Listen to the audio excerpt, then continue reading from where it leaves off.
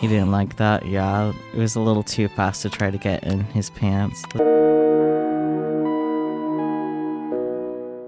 I have installed a game since I last went over all my games on Steam that one time trying to figure out what do. It is a visual novel. It's the KFC dating sim. Would you guys be interested in that? Do it. I will. I just gotta do these behind the scenes stuff.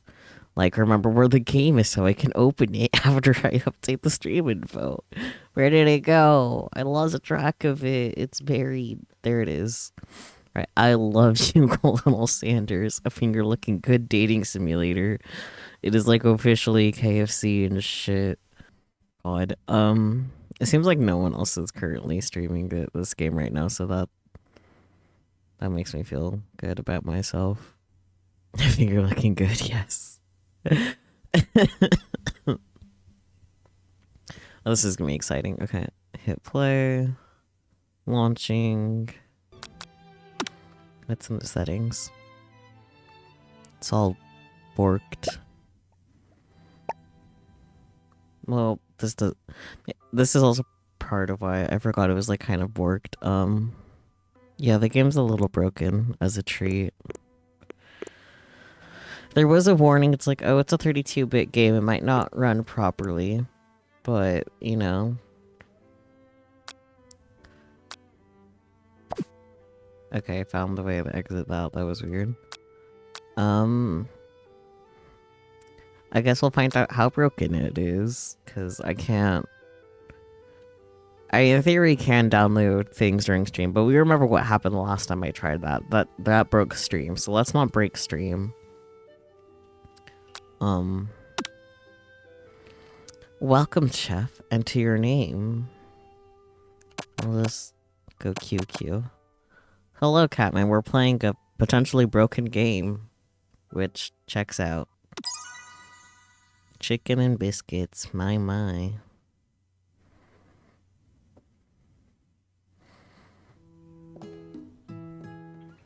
So far, so good. What's this? Oh, okay. You sleep softly as the morning sun casts a warm glow through the window of your modest student apartment. The world is peaceful and serene. You could stay in the moment forever. Or you could wake up now. Your first day of culinary school is no time to sleep in. This is very cursed. Smack that clock up and at him.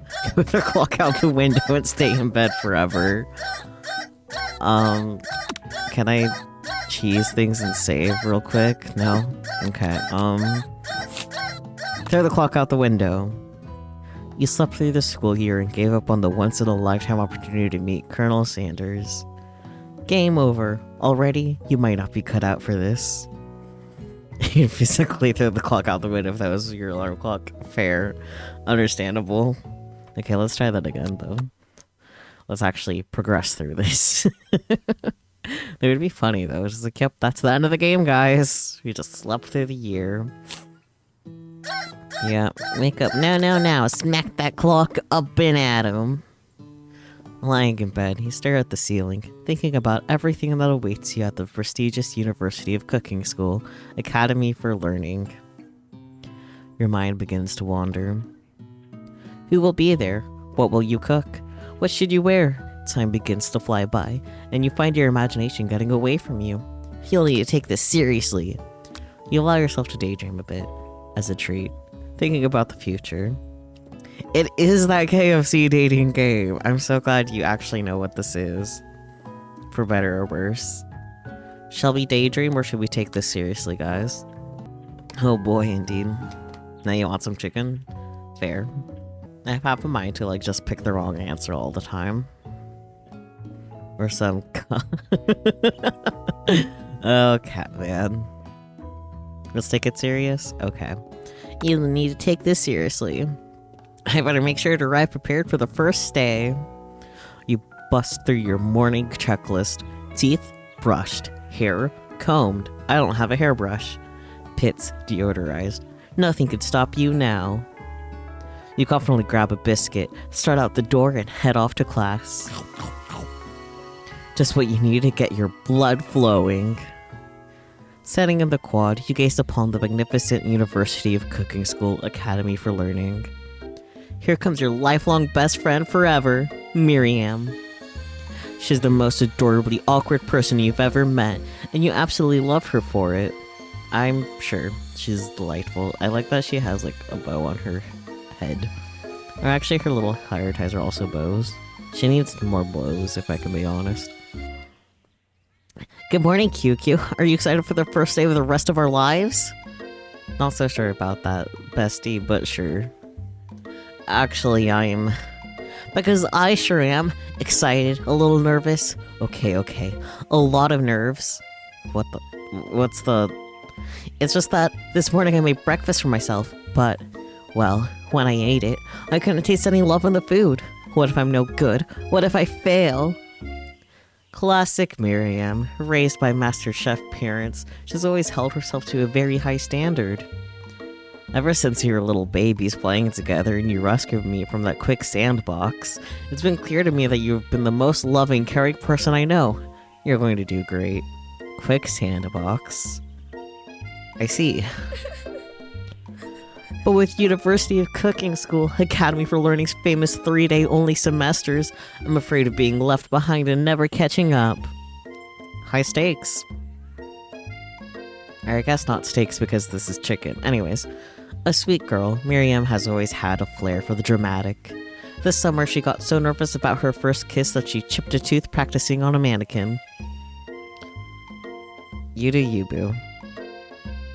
Should you pep talk her or change the subject to give her some relief? Change the subject to school gossip. Ooh, some tea. What do you guys think we should do? Pep talk or change the subject? I'm honestly fine for either or. Heh. Tea. Yes, tea. Gossip? Okay. Let's get the tea, boys. It's hard to see Miriam like this, and frankly, quite exhausting. Rather than dwell on her anxiety, you tried to change the subject to something more interesting. All summer, you've been hearing rumors about a dreamy, enigma mystery student who's enrolled at this school. Yeah, that's a little worrisome, but you'll be fine. Now what about this mysterious student we read about on the school message board? Any new deeds? Oh, get this. I heard his name is Harland, and he's no ordinary student. They say he has powers. He's had them ever since he was born. From an egg. Egg. Okay. Is he a chicken? No judgment if he is, but is he a chicken? An egg? Like a chicken? Don't be ridiculous. I mean, technically we all come from eggs, it's just... don't hatch out of our eggs, you know? Be weird if we did. But that thing about having powers, it would line up with some of the other rumors I've heard. Like, I heard he once fought a bear with just his smile. You both sigh, thinking about a student so handsome that the laws of physics don't dare apply to him. Dreamy. Before you can get another word out, you're rudely interrupted when someone smacks your books and custom-engraved measuring spoons out of your hands and onto the ground. Hey. It's Ashley, your arch rival. She's totally evil, but you can't help but be filled with jealousy. She can get anything she wants and she knows it. I feel like the heart cutout on the jacket might be a health safety code, but what do I know? Hello, Ashley. Oh, I didn't see you there, chicken shins. Leave my shins out of this. You leave QQ's shins alone. They're perfectly normal shins. Yeah, that's what I said. Ugh, you can't stand Ashley. Even her name is annoying. You know for a fact it's actually Ashley, but she had to add extra letters to make herself feel better than everyone. If everyone here knows what perfect shins look like, it's us. No, leave me out of that, Miriam. We're not gonna let you or your really weird insults get to us. Across the quad, you see Ashley's best friend. Van the man has stopped to look at his own reflection in the mirror. His pants are so tight, you can see him casually working out his glutes while he styles his hair. No lie, they're rocking glutes. Van. You rang. Oh dear, what is this? You've never been sure what their arrangement is, but as long as you've known them, Ashley and Van have been just as close as you and Miriam, but substantially more devious. I can't believe that University of Cooking School Academy for Learning would even allow people like you to attend as students. I know, right? You think they would just hand us our diplomas now? Or maybe hire us on as professors. You amateurs could learn a lot from us. With the first day of school about to start, there's just not time to properly tell these two off, so you resist the urge. Let's go, Miriam. See you later, losers. As you approach the door, you see a goofy, I can read. You see a goofy-looking kid pushing hard against the window directly next to it. That's nice. Oopsie. I think it's broken. Oh dear. You reach forward and easily pull the door open. That should do the trick. I love you. No, you don't. Why is there a kid? Great question. There's a lot of questions. No answers yet, though. I think you mean thank you? My name is Pop. I was named after my Pop. He's old. Good for him, buddy. Could someone like this also be a student at the school? He must be one heck of a chef. Also, his name tag clearly says Bob, but I guess it's reading it upside down. Hi, Pop. I'm QQ, so... Are you gonna make me hold this door all day? Nope. And with that, the young man walks into the building ahead of you. Bye, kid. It's just me, or is he kinda cute? No, he's not. I think it's just you. You both shrug your shoulders before following him into the building. You stand at the edge of the room. Why is there a photorealistic photo? Anyways, you stand at the edge of the room, unsure where to sit. Other students wander in and keep themselves busy chit-chatting. A scruffy-looking pooch takes his place at the podium in the front of class. Adorable! I love that our teacher is a dog. Now, quiet down, everyone. I don't know how to do a dog voice. Who's this unreasonably cute pup, and why is he in our culinary class? You must be Sprinkles, head instructor and CEO of UCSALA. I wish they just gave me the whole name of the school again. Please, call me Professor Dog. I may be cute and a little and fluffy, but I still demand respect. Woof. What? A cute dog as our professor? This is the best school ever! I guess only a dog's nose is capable of picking up all the nuances of fine dining. Out of nowhere, wind begins to rush around you as a swirl of cherry blossom petals fill the air inside the classroom. I'm chilly, someone close the window. And then, he walks in. The star of the show. You're immediately swept up in the aura of this new student and his remarkable goatee. Who knew anyone could be so handsome? Time stands still. It's him. If it isn't my favorite student, Harland. Colonel Sanders interrupts Professor Dog, before he can finish his sentence. Please, call me Colonel. Colonel Sanders. A hushed murmur rolls through the classroom as Colonel Sanders walks down the aisle of desks. Suddenly, the room is sweltering. Sweat begins to bead across your brow. You feel like everyone is looking at you, and you're not entirely wrong. Is his given name Colonel? Maybe. And this over here must be Sweaty Sweats a Lot. And maybe we should open that window back up before Faucet Pits melts into a puddle and evaporates entirely. You both know my name. We were in the same kindergarten class. And what is with all you all your really weird insults and my inability to read. You take a moment to clean yourself up. I don't have a fucking choice, do I? It's a good thing you didn't forget about that deodorant this morning. This classroom is hot, hot, hot. Dots. Professor Dog steps in to settle the class down and gets sets some ground rules. Can't read still.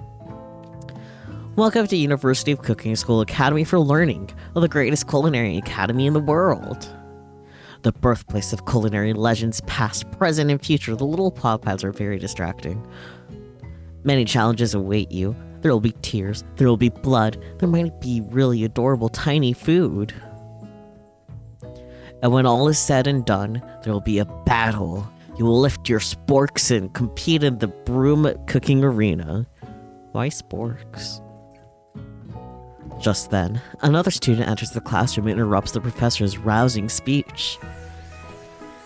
Hi guys, sorry I'm late. I hope everyone had a good summer. I really miss... Quiet! Late to class is bad enough, but interrupting my monologue? You're on the fast track out of here, young man. Are you sure you're even in the right place? Not the interrupted monologue. And because KFC offers sporks is a very valid answer. I don't know why I didn't think of that. Don't you recognize me? This is my 3rd year in the school with you as my teacher. You look very forgettable. Sorry, kid. Everyone stares at him blankly. Does no one remember me? You're expelled if you utter one more word before I finish. Let that be a lesson to you students that tardiness is unacceptable. Caps lock. Even Clank made it here on time, rolling halfway across town on his tiny wheels. He turned to see the student Sprinkles is referencing, who appears to be some sort of industrial kitchen appliance.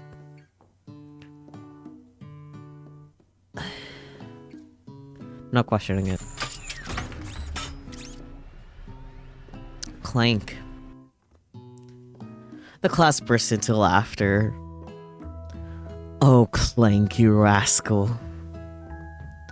Sprinkles walks in the classroom, and everyone stands in silent obedience. When he gets to you, he lifts his nose into the air and takes a deep sniff. Sniff, sniff. Your diet is lacking, based on what I'm picking up here. You definitely need a multivitamin. You should be taking better care of yourself. You've never had a talking dog as a teacher before, but Sprinkles' reputation for being smart but tough is well known. You decided to try and butter him up by giving him a treat from your pocket. But what kind? Rubber ball is not a treat. Beef treat or chicken snack?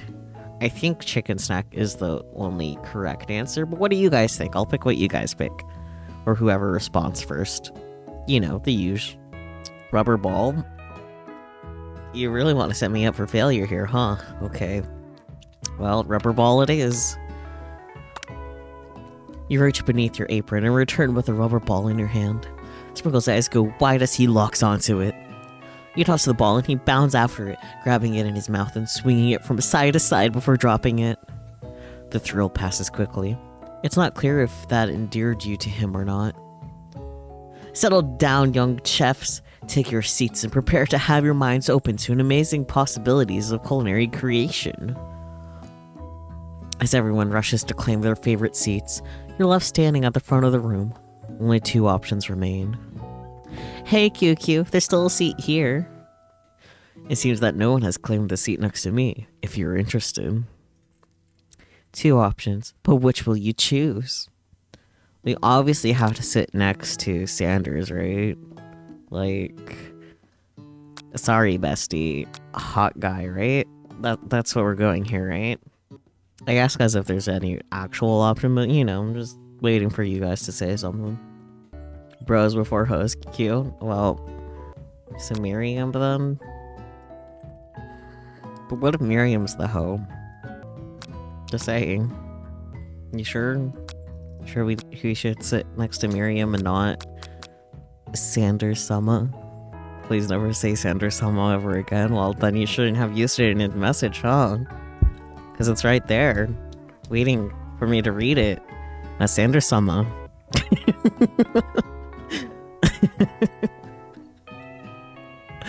We're gonna sit next to him. You move to take your seat by Colonel Sanders. It appears he brought no books, pens, or pencils. However, his perfect upright posture shows off a seriousness that makes you confident in his desire to learn. Thanks for offering me this seat. I've only had 2 rules. Do all you can and do it the best you can. It's the only way you ever get that feeling of accomplishing something. Sure. That's so inspiring. A little off topic if you ask me, but okay. As soon as you settled into your seat, the professor makes an announcement. It's punishment time! Wrong announcement. Think fast. It's time for a pop quiz. Yay, a quiz about me. Oh dear. This incredibly important and surprising short quiz will tell me if you're ready for life at culinary school. Oh my. Keep your knives sharp and your focus sharper. Here comes question number 1. You guys better be prepared for your keyboards. If train A is traveling to point B and train B is traveling to point A, how important is it to wash your hands before cooking? Meh, depends. Extremely. Looking at you, Pop. Doesn't matter at all. This is definitely a trick question, but I'm definitely leaving the decision up to you guys in chat. Like, I really don't know with this game if the trains actually matter or not, with the question of how important is it to wash your hands before cooking, specifically. Like, that's always important, but like, you know, what if train A is traveling to point B and train B is traveling to point A? Does that change anything? What do you think? It might be up to you, Spooky, because no one else is saying anything so far. I know you don't want to keep the spotlight to yourself, but, you know. You're like 90% sure the joke is the trains don't matter because of how word problems in math work sometimes. So true, bestie. But what option do we pick? We have 3 options. Meh, depends. Extremely, looking at you, Pop, or doesn't matter at all. Extremely, you guys? Okay. Extremely, looking at you, Pop. That's right. Okay, that was the correct one. Forest is to tree as chicken is to feather, night vision goggles, or just slam dunk. I feel like none of these are correct. But what do you guys think?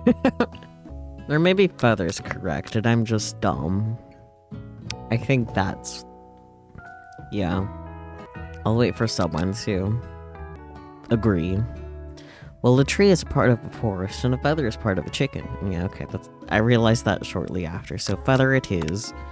That's right. What is the most efficient eating utensil ever created? A meat tenderizer, totally. A comically oversized fork, another strong contender. Or a spork.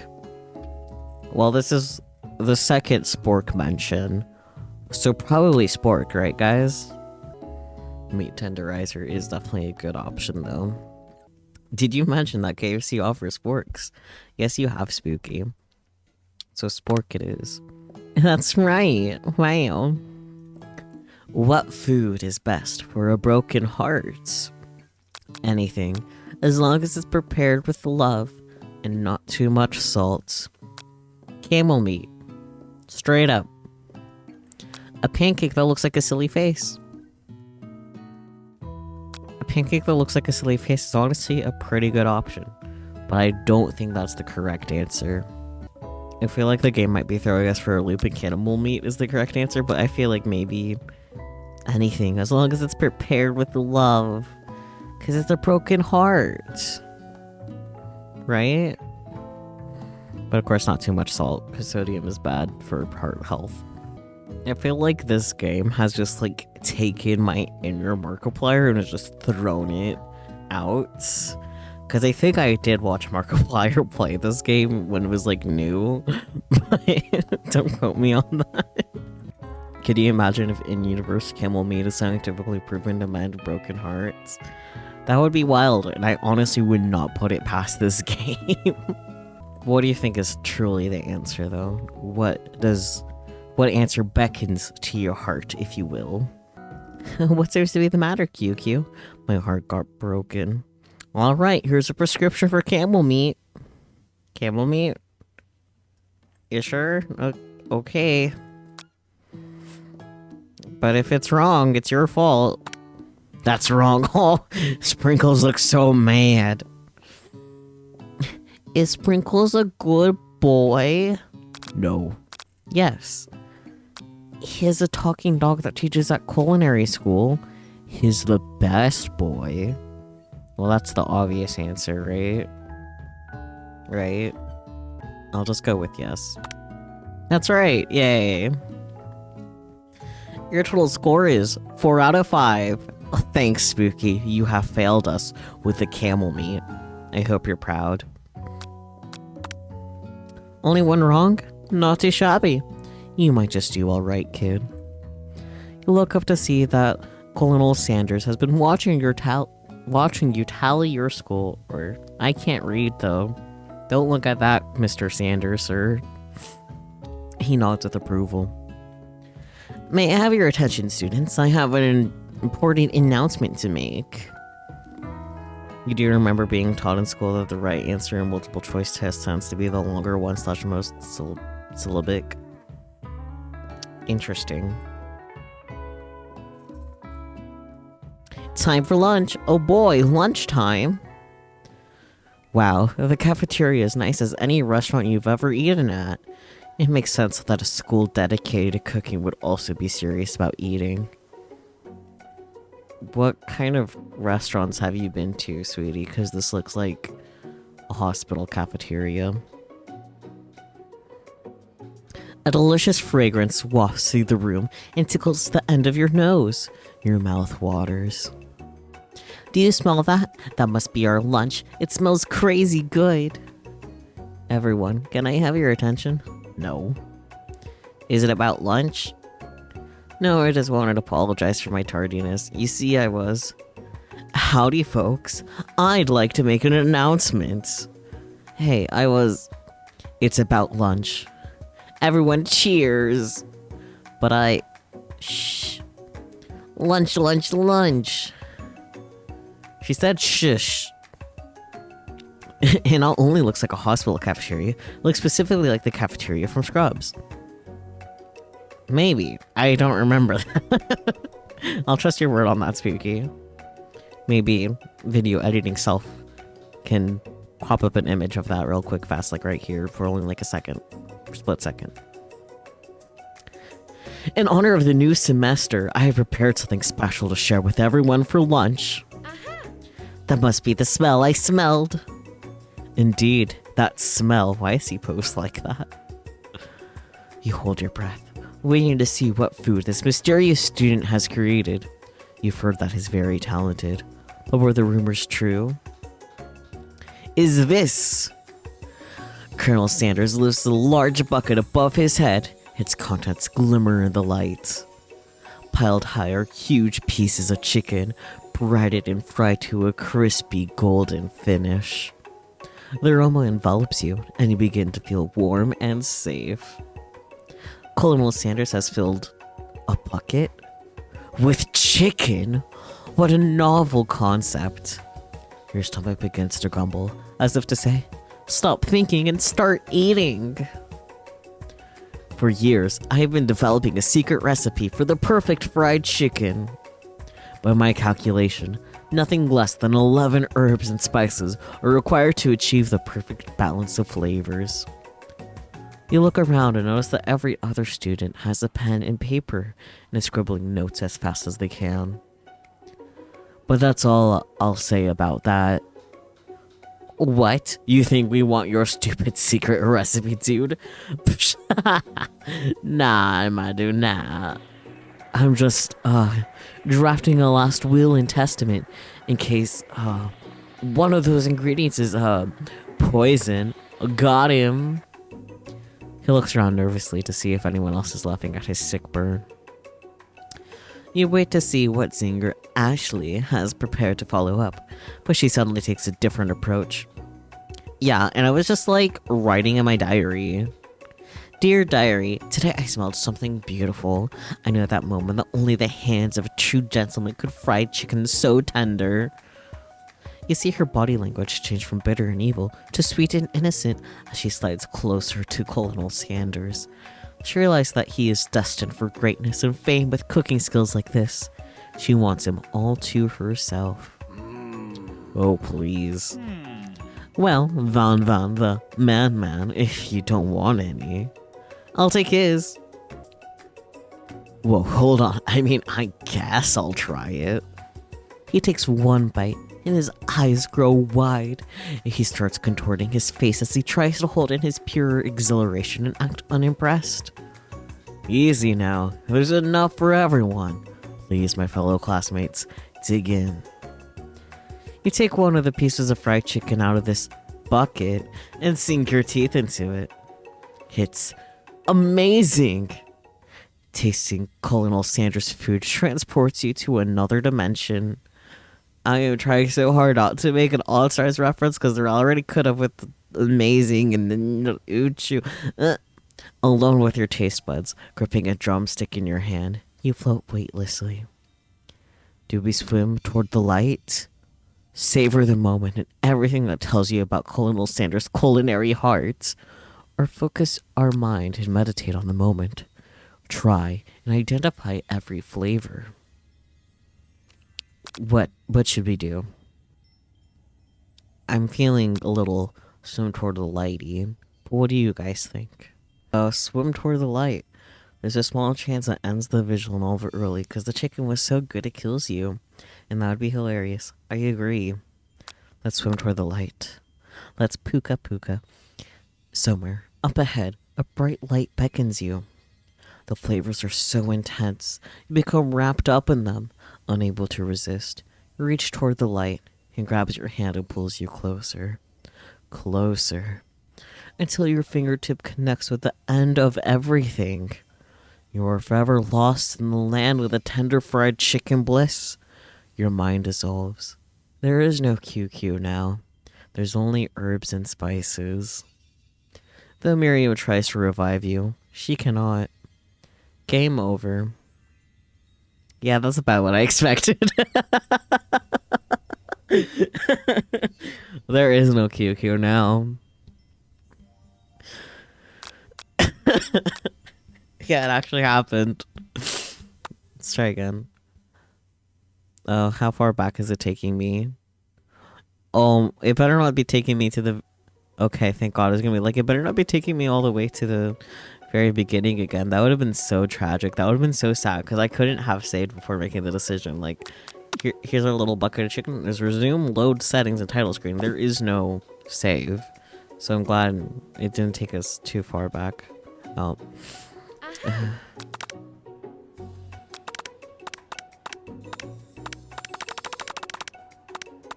What a novel concept.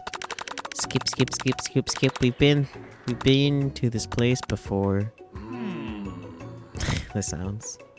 Ah yes, the bucket. It's amazing. But what shall we do? Focus our mind or savor the moment?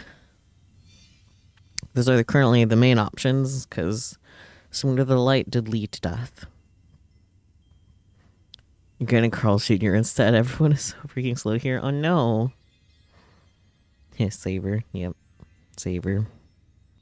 Dice say savor. Of course, you and your silly little dice. Well, let's do it. Savor the moment and everything that it tells you about Colonel Sanders' culinary heart. The flavors in your mouth are beautiful, pure, heavenly. What a guy. Alone with the flavors, you feel something that that can only be described as love. I can't fucking read still.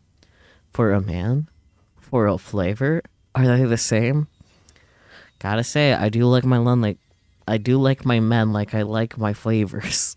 I can't speak though. Flavor, men, they're the same, right? After tasting his food, you try to get some one-on-one time with Colonel Sanders. You approach him. Only one option. Colonel Sanders smiles ever so softly as you approach. He stops what he is doing and allows you to break the silence. Goodbye, silence. Colonel, I wonder if I could talk to you for a second. Anything for a fellow chef. What exactly was on that chicken? How bold to come out and ask.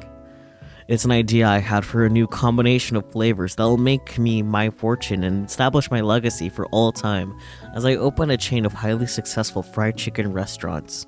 No big deal. It's just you and me here talking. I can keep a secret.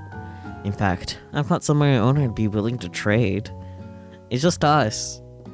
No 8 viewers. No 8 viewers actively in stream. Just us. What's the rush? This semester is only getting started. We got 2 more whole days to get to know each other. He's clearly not gonna give it up easily. But it doesn't hurt to be persistent. Or does it? You know what they say about secrets, Colonel? Shouldn't learning be fun? Aww. You got moxie, I'll give you that. And we sound the same, because I can't think of better voices. Colonel Sanders looks both ways to make sure you're truly alone, and then leans in. He can't see the cameras. You can feel his warm breath as he whispers. Just one ingredient, but you can't tell. I'll use censored. Could be anything. Could be cocaine. It's something my great-grandmother taught me. Censored? Wow. You never would have guessed that. In fact, you're not even sure where you'd get some if you searched. While you've wrapped up in that huge revelation, you notice that Colonel Sanders has disappeared into thin air. You know, the normal. While everyone else is still in the cafeteria, you decide to look for him. You find Colonel Sanders outside, standing in the quad. Kind of surprised you aren't trying for a southern accent for Sanders, to be honest. Because that's not one of those things that I do on purpose. They just kind of happen sometimes. Oh, it's you again. Howdy. Sometimes I like to come outside and look at the school buildings. I think about how my story will continue on after I've graduated. Sounds like you have big plans. I dare say, the biggest. I will leave my mark on this world. You can bet on that. Alone together for the first time, you figure now is the perfect moment to show your personality to him. Nag him to show your own strength. Wow him with a big idea to add an additional ingredient to really spice things up. Be modest, but thoughtful. These are all options. But what option should we option the most? I'll leave it up to you guys once again. Sriracha KFC, Sriracha KFC. So, an additional ingredient to really spice things up. Is that what you're suggesting we pick, Spooky? Speak now or forever hold your peace.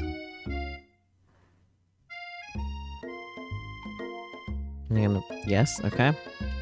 Wow him with a big idea to add an additional ingredient to really spice things up as I put a piece of candy in my mouth because this is the life I live. You know, about that. I was thinking about your secret recipe. I don't doubt it. It has a way of leaving an impression on all who taste it. Putting a piece of candy in my mouth was a horrible idea. Why have I disgraced myself with this fate?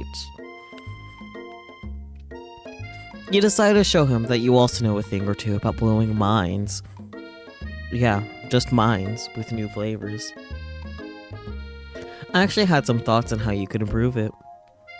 Improve it? You want to change my secret recipe? And you think you can do better? This candy was a bad idea. Let me see if I can munch it. Okay, so I know what I'm not gonna do. I'm not gonna put another piece of candy in my mouth for stream. That was stupid. Q becomes the inverse founder of Jollibee. Oh my god. Now I want Jollibee, I hate you. And there isn't anything you can do about it. I don't even know if Jollibee is open right now. Fuck you, Spooky. This is personal now. Have you ever heard of habanero peppers? Heard of them? I found an entire garden of chili pepper varieties. Habanero, poblano, cayenne. But that's not the point. You can't just toss new ingredients into my secret recipe and expect to improve it. You bet I can, buddy. A recipe is about balance and involves careful consideration and refinement. I didn't mean to. Let this be the last time you improvise on my recipes, QQ. I'm headed back to class for the next lesson. Well, that didn't romance him up at all. That certainly didn't go as planned. You better head back inside. But wait a moment, so that Colonel Sanders doesn't think you're desperately chasing after him. You step inside the massive cooking arena, where the afternoon lesson will take place. Each student gets an oven and all the tools and ingredients they could need. Look at this place, it's magnificent. Finally, we gotta show our stuff. You didn't forget that I exist, right? You totally didn't forget, right? Wait a sec. Oh no, we have to show our stuff. What if I totally blow it? You're not gonna blow anything. Except maybe kisses to the crowd of fans you're gonna earn with your signature adorable tiny food creations. Hello, cat, why are you there on my feet? Welcome, students, to the cooking arena. This dog does not have a consistent voice. I don't think anyone does, except from MC. I think Ashley has a somewhat maybe not. I'll shut up while I'm ahead. No one has a consistent voice. For today's lesson, we'll be cooking with partners. Hurry up and pair off. Naturally, Miriam looks over at you, but unable to control yourself, you pounce on Colonel Sanders.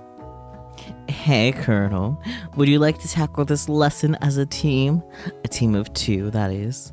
Me and you, if that wasn't clear.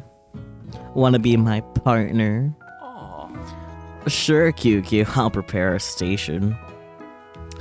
Without you as a partner, Miriam is left standing all alone. 2 different students quickly take notice. Hello, new partner.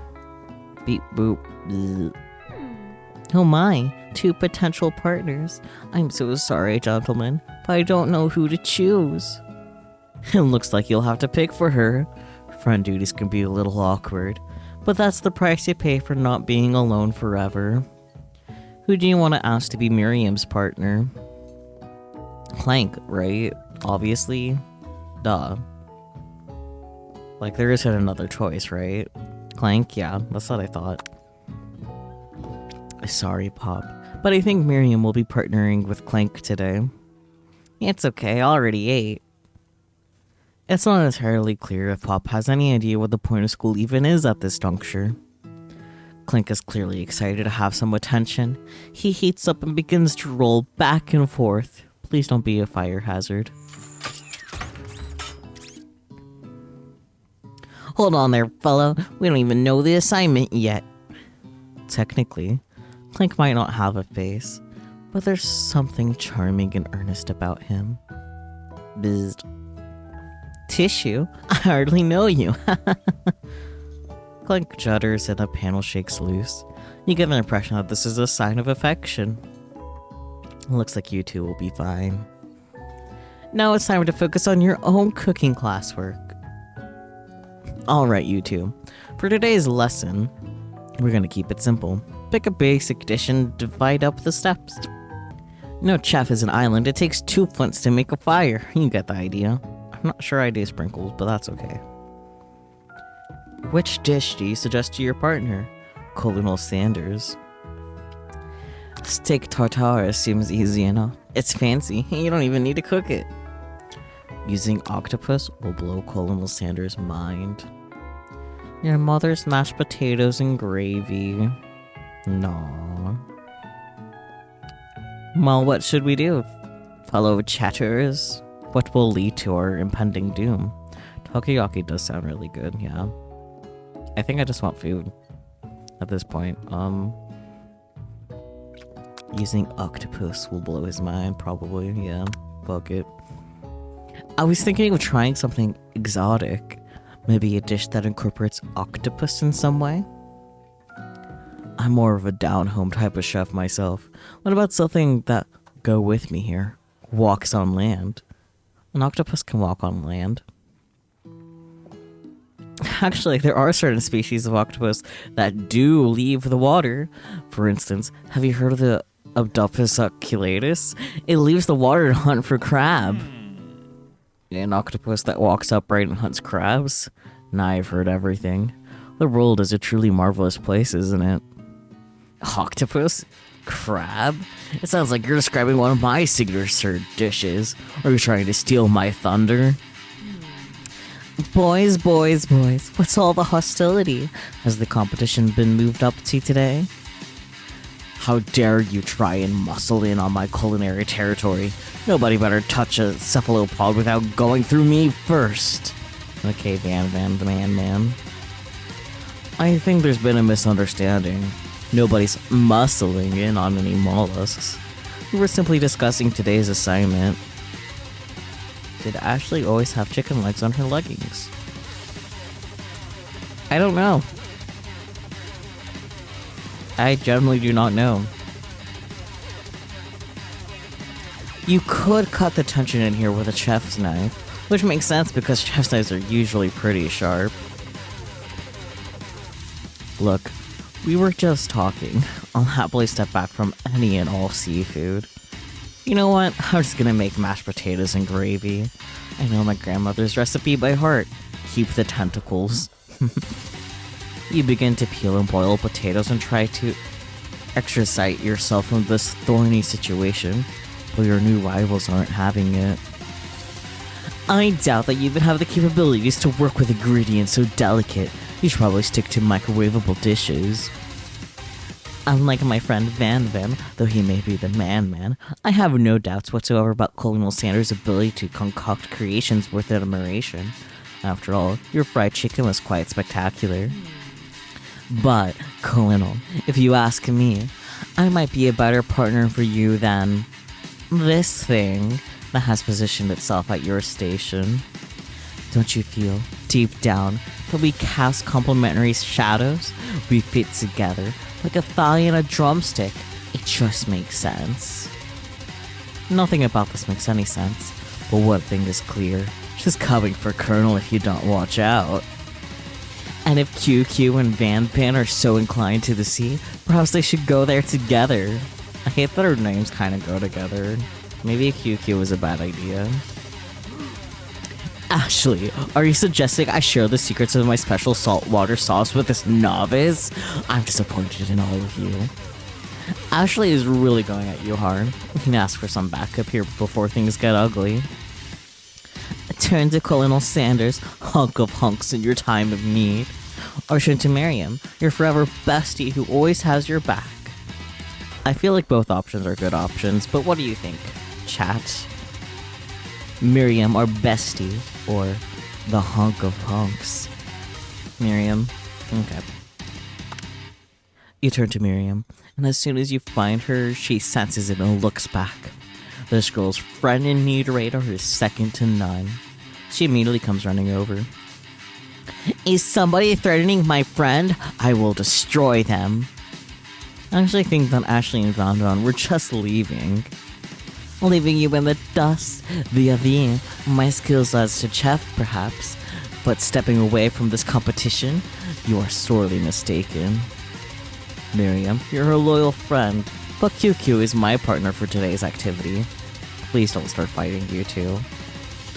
You look for Sprinkles in hopes that he might step in, but is nowhere to be found. Darn those cute corgis and their short but sturdy stature. You look down at your station and realize that, at the tension of the moment, your hands have been cooking on autopilot. Impressive.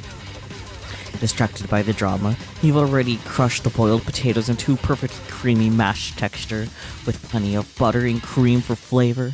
It's as if your natural passion guided you through the steps you know so well, while your attention was elsewhere.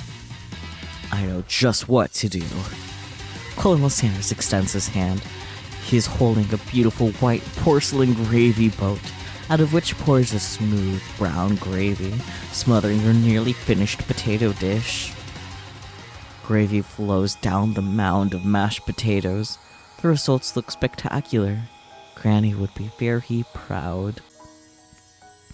Colonel Sanders holds a spork out to you. How romantic.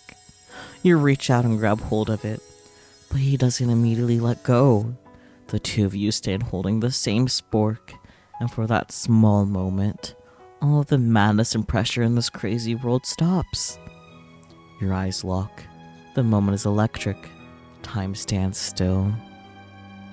If you love something, set it free. But Colonel... Together, you dig the utensil into the mashed potatoes and lift a heaping sporkful up.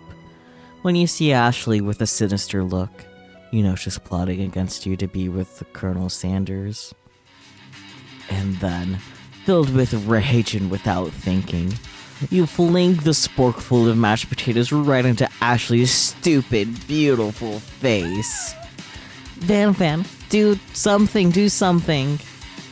Scooping up a fingerful, Van tastes the dripping mashed potatoes and gravy and realizes that it's delicious. Horrified by this revelation, he slinks away. Will he ever be able to cook something with so much love and integrity? Hold on right there, QQ. We do not waste food in the broom cooking arena. Colonel Sanders, I expect better from you. If you throw one more spoonful, you both better be prepared to eat it from wherever it lands. Can I has potatoes face?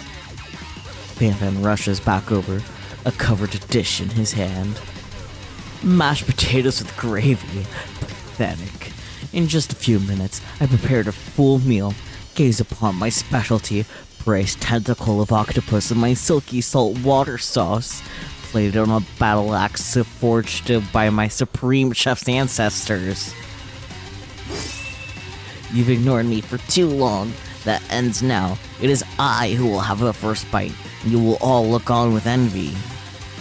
The interrupting student rushes at Van and swipes a bite of his signature dish right off the plates. Said an axe, but you know. No, don't! Something about this dish doesn't strike my nose quite right. I think the octopus was rushed and may have turned in the process. The results could be toxic. Too late. It has been eaten. I think I left something in the oven. Bye-bye, Van. I don't feel so good. It killed him! Oh my, he turned into a cheat very fast. Everyone, step back! Don't take another bite. When he looked back at the plate, the rest of it is gone. You notice the tip of the tentacle being slurped in Pop's mouth. It was nice knowing you, Pops. Pop winces in pain for just a moment, and is almost immediately back to his oblivious self. Oopsie. Tastes like poison. Thanks for the report. The entire class has gathered to watch Pop's final moments. Shock has frozen the whole crowd. They're as motionless as statues. The class bell rings, disrupting the moment and snapping everyone back to reality. It would appear that Pop's enthusiasm for trying new things, despite obvious danger, has inoculated him against poisons of all kinds. I'm not sure the professors here make enough money. You were a dog. Hello? I just turned into a ghost over here. Seeing that you're shaken up by that really annoying student and all his nonsense, Colonel Sanders approaches you. I'm sorry you had to go through that. Please, let me walk you home. What? Like, for real? Oh, come on. You follow Colonel Sanders out of the room. At night, the school building has taken on another vibe entirely. It's dark, and more than a little spooky. As a treat. Colonel Sanders stands at the quad's neon glow and speaks softly. Those mashed potatoes you made in class today. Before you go on, I want you to know they're not a great representation of my skills. I didn't even realize I was making them. They were amazing. Tasting them, it reminded me why I became so passionate about food to begin with. Colonel Sanders is getting choked up. Cooking is obviously important to him in a way that you find inspiring. Now might be the perfect time to tell him you're developing feelings for him. Colonel Sanders. Yes, QQ. There's something I need to tell you. Hold it right there! Just like an anime villain. There's something I need to tell you first. No, geez. You see, When I was just a boy, I had a dream that one day I would be the greatest chef that the world has ever seen. And every day since I can read, I have been working toward that dream day and night, never stopping, never resting, also lifting a lot of weights, like so many weights. We should follow our dreams with all our hearts, that our souls may grant them like wishes floating on a shooting star. Hey, no, you, shut up! I'm the one here to say inspirational stuff and be the star of the story. Are we forgetting that your cooking literally killed a guy? You can't prove that. And I also saw you kill that guy. What was his name? Somewhere in the distance, you hear a long, sad sigh. Forget him. We're talking about me. Me. I'm the hero. Okay, murderer. The spork monster is here to fight a hero. I think I left the fridge door open later, nerds. We will not let harm come to another student, except for that ghost kid. I kinda dropped the ball on that. Be afraid, be very afraid of me, because I'm a monster, see? Is he rhyming on purpose, or is that just a coincidence? But before you can discuss syntax any further, it's a turn-based fight sequence. Oh boy. What will you do? Attack. You decide to go on the attack. Which attack will you use? Cook with love. Cook with love does 1 damage. It just got real. That attack got really upset Spork Monster. Spork Monster goes on the attack. They spit hot gravy at you. You take 1 damage. Attack. You decide to go on the attack. It worked last time, right? Cook with love. Cook with love does 1 damage. Spork Monster won't forget this. Spork Monster is really feeling threatened by your attack. Spork Monster focuses their mashed mind and draws in energy from Mother Earth itself. They grow larger and more intimidating. How will you respond? Attack. You decide to go on the attack. Which attack will you use? Cook with love, baby. Cook with love does 1 damage. At this rate, the semester will probably be over before this fight is. Spork Monster is no quitter. Buffed up and ready to rumble, they go on the attack once again. Spork Monster uses Utensil. You take 2 damage from the attack. If you take much more damage, you're not going to survive the battle. I guess I should defend them, right? You decide to defend. Which defense will you use? Trepidation. You curl into a ball.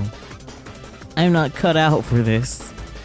Feeling vulnerable, Spork Monster prepares for its ultimate attack, Rounded Edge. Vile villain, your reign of terror stops here. Colonel Sanders summons the energy of 1,000 chickens. Pot Pie Power Pinch. Pot Pie Power Pinch does 10 damage. Spork Monster is defeated. You saved me. An injured Spork Monster spews steam into the night. Forget mercy. Finish him. Or spare this wretched beast. What shall we do, chat? Will we continue the genocide run or go the pacifist route? Has KFC ever served pot pie? I don't know. I think maybe. I don't know. It sounds like something they would have. Yes. Yes, that they have served pot pie. Hello again, Catman.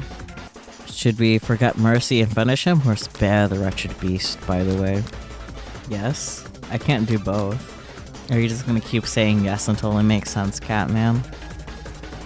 I wouldn't put that past you at all. Yes? Okay.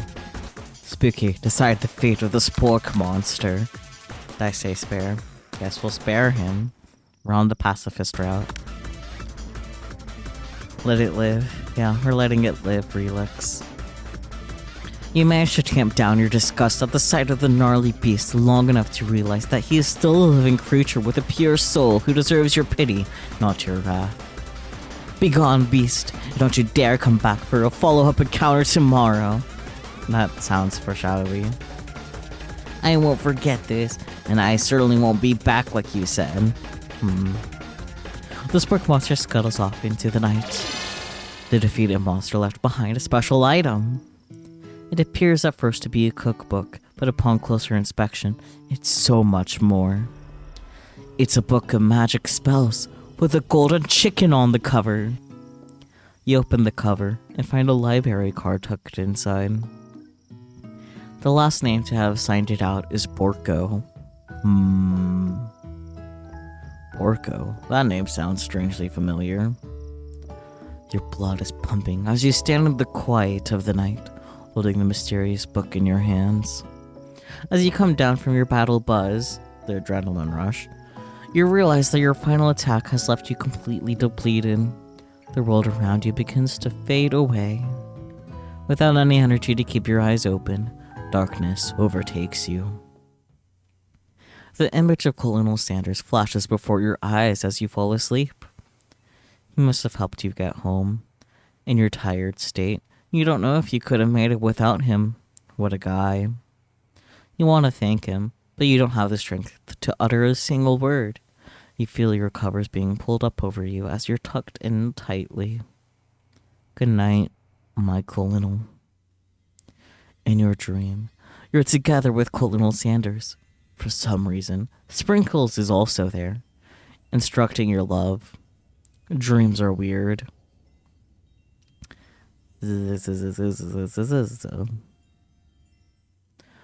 You awake on day 2 and attempt to process the wild visions you had. Were they memories or premonitions? You have fries and your dog loves fries, so you have to pay the fry tax. So true, bestie. And then there was that secret ingredient that Colonel Sanders went ahead and told you outright. Not much of a secret, huh? It's probably just because he already trusts you so much. Sure, that makes sense. We'll go with that. You meet up with your bestie in front of the school. Before you can tell her about the encounter with the spork monster. With the spork monster, she launches into a story of her own. Okay, I know this might sound a little strange, but I think I might be, I think I might like Clank. Like him? Like? I know, it sounds like it's moving too fast, but there's something about him. I like him. Like him. We got to talking after class, and he's actually a total sweet guy. Don't read that, but he's really smart. He told me all kinds of stories about Colonel Sanders. Did you know that Colonel Sanders was the most popular kid in his high school? No, but that does make complete sense. Yeah, but he was so popular that he was voted prom king at school he didn't even go to, and it was also the convertible that he himself rode in front of the homecoming. Wait, what? Yeah, he was so popular that he was voted prom king at a school he didn't even go to, and also the convertible that he himself rode in at the front of the homecoming parade. I don't understand what you're saying, but sure, bestie. I'm thinking maybe something got lost in pressure cooker language translation there. Either way, maybe best if you took it slow with this new boy, like I am with Colonel Sanders. You and Colonel Sanders, the coolest guy in school, the most famous student to ever attend University of Cooking School Academy for learning, you're a thing now? We definitely connected yesterday. Sure you did. You're great. Why wouldn't he be into you, I guess? You think the convertible was shaped like his likeness or something? Like a parade float type deal? That does make more sense. We'll go with your version of the story. Laughing at the implication that you and Colonel Sanders might be a thing is definitely not cool. You are great. You have an idea about to prove that your love is real. Well, if not into me, why did he tell me one of his secret ingredients? Your bestie's eyes light up. A secret ingredient? Yeah, I just said that. A secret ingredient. Is there a dramatic echo in here? Miriam checks to make sure you're alone before continuing. Dots. More dots. So this summer, while I was on vacation with my family, a lovely man approached me in the botanical garden where I was wandering. This can't be good. He told me all about his passion for spices. Secret spices. The man even gave me some to show me what he meant. He said it was a powder created from super duper rare dried flower petals, and that if I did him a big favor, I could have some of my own. Please, Miriam, don't tell me. So I filled my suitcase with them and brought them home. He was so nice, he even met me at the gate when I arrived. Later, when I cooked with him, a very strange feeling came over me, and the flavor was unlike anything I'd ever tasted. I think you're being very liberal with the meaning of spices here. Whatever. Anyhow, we both share an interest in cooking, so we've stayed in touch, you know, like pen pals. I bet he would love to know more about new spices. Well, I'm definitely not supposed to share Colonel Sandra's secret recipe. And besides, I only know the one ingredient, so I doubt it'd be much use to anyone. Cough, pipper, cough. Please, please, please. It would mean the world to me. No one has to know it came from you or from Colonel Sanders. What do you think? Should you protect Colonel Sanders' secret or share it with your bestie? Make up a fake ingredient. Tell the ingredient he told us. What should we do, chat? Your bestie has drugs. Good question. Yeah, I don't have anything to say to that. Fake ingredient? Okay. Let's make up a fake ingredient. You quickly think of a fake ingredient name. I don't know. How about... What's the ingredient? It's been censored. How about... It was Eye of Newt. I know. Sounds like some kind of witch's potion. But what can you do? Eye of Newt. Wow. Her eyes light up imagining such a thing. And you figure that you've satisfied her curiosity and she'll move on. However... She immediately turns around and does some thumb typing on her phone that you can't quite see. That's probably not good. Before you can ask her to confirm that she was definitely not texting secrets to other people, you're interrupted. A wind rushes in. Cherry blossom petals fill the air. It's gonna be him, isn't it? It's Colonel Sanders. He's arriving at school on a haunt. Run to him. Stand back and admire his majestic glory. What shall we do, chats? Also, why do you think we have to steal the secret recipe, Nigiri? Why is he on a haunt? Why not? Stand back? Do you think we should also stand back, Nigiri? Let's get some more voices in here. Because the romance, so true. Run to be a simp. Oh god, you guys are not agreeing. Relix, are you still there? Can you help be a tiebreaker? But you might startle the haunts. You are so right, Spooky. We might startle the haunts. But what's the worst thing that could happen if we startle the haunts? We'd get kicked. That would be funny. Stand back, horses can be dangerous. Okay. I'm sorry, Nagiri, but we'll have to stand back and admire his majestic glory from afar. Colonel Sanders' haunts is truly a thing of beauty. Without ever acknowledging that he's being watched, he does a short haunt stance before dismounting with a flourish. He then slaps the beautiful creature gently on its rear, sending it running free into the countryside. You are so struck by the sight of him that you lose the ability to speak coherently. I don't need Colonel Sanders to lose the ability to speak, thank you very much. Oh, I didn't realize anyone was watching. Don't worry, he knows his way home. You attempt to compliment Colonel Sanders, but the words don't come out exactly right. What a hauntsful beauty you have. What a hauntsful beauty you have. Dang it, that's what I just said. Being a good friend, Miriam attempts to cover for you. Oh, QQ just gets really nervous around people they like. What? This is not helping. They just got food poisoning and were up all night. It was gruesome. You should have seen it. She gives you a wink and a smile. That's what to say. Situation handled. Can't blame a girl for trying. And with that, Colonel Sanders disappears into the school, leaving you and Miriam to follow.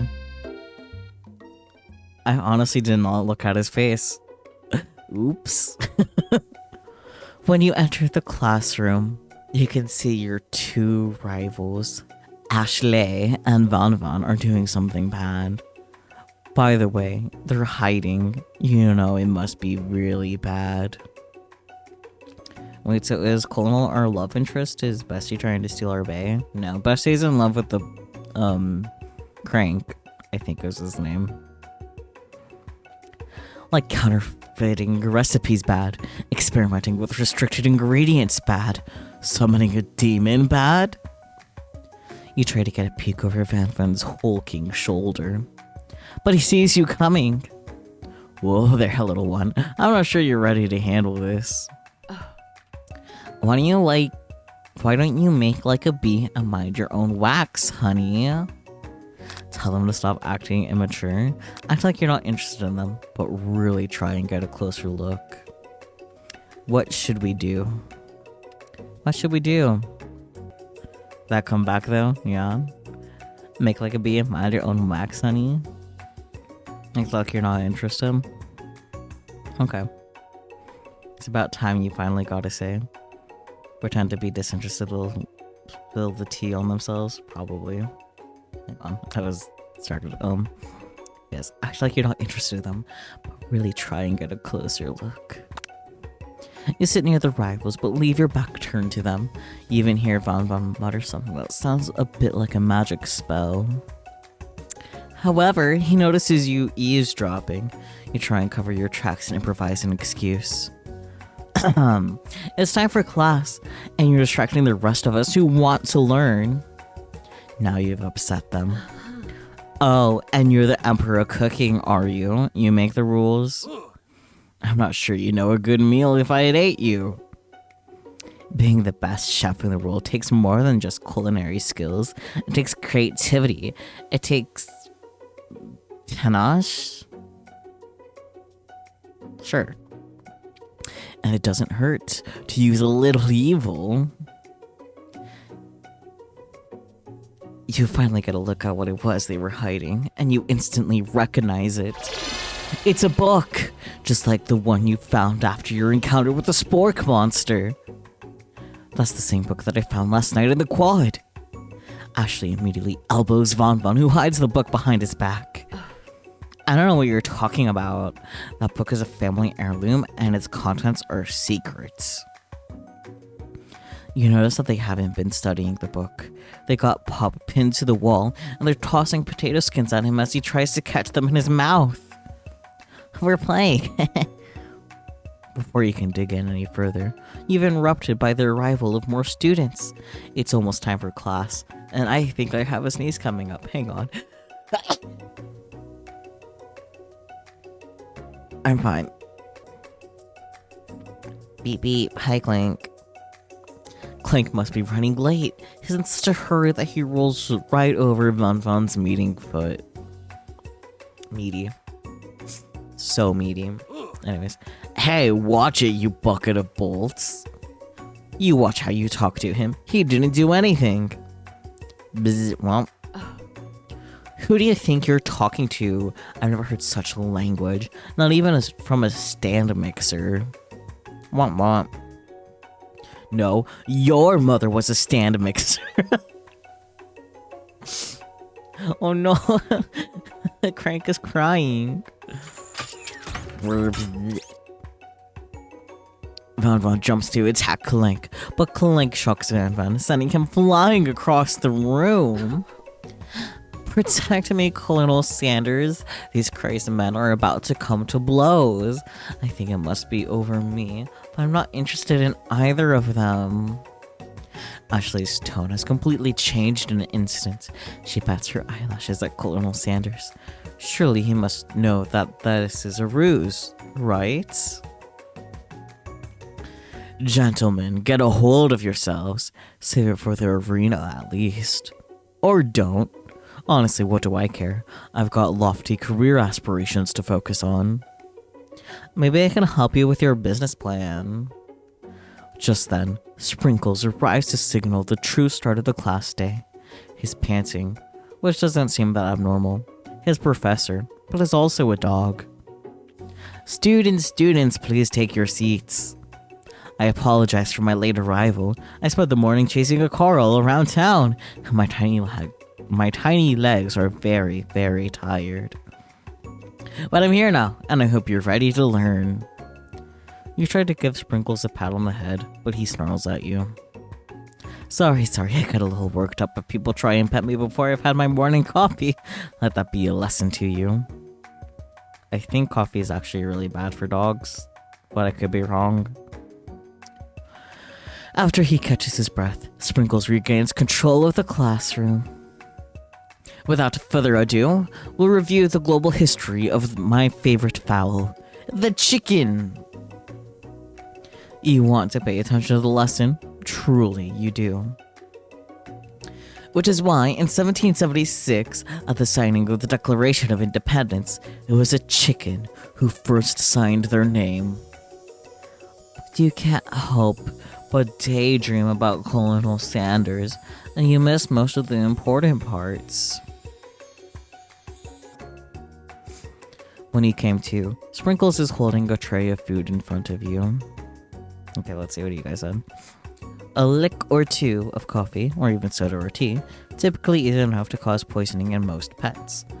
But if your dog ingests unused coffee grounds or beans or tea bags, it could cause serious toxicity.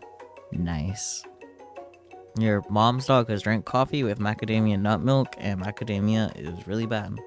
A lot of things are bad for dogs. But yeah, that's... Ugh. I imagine the dog's fine though, despite that. Hopefully...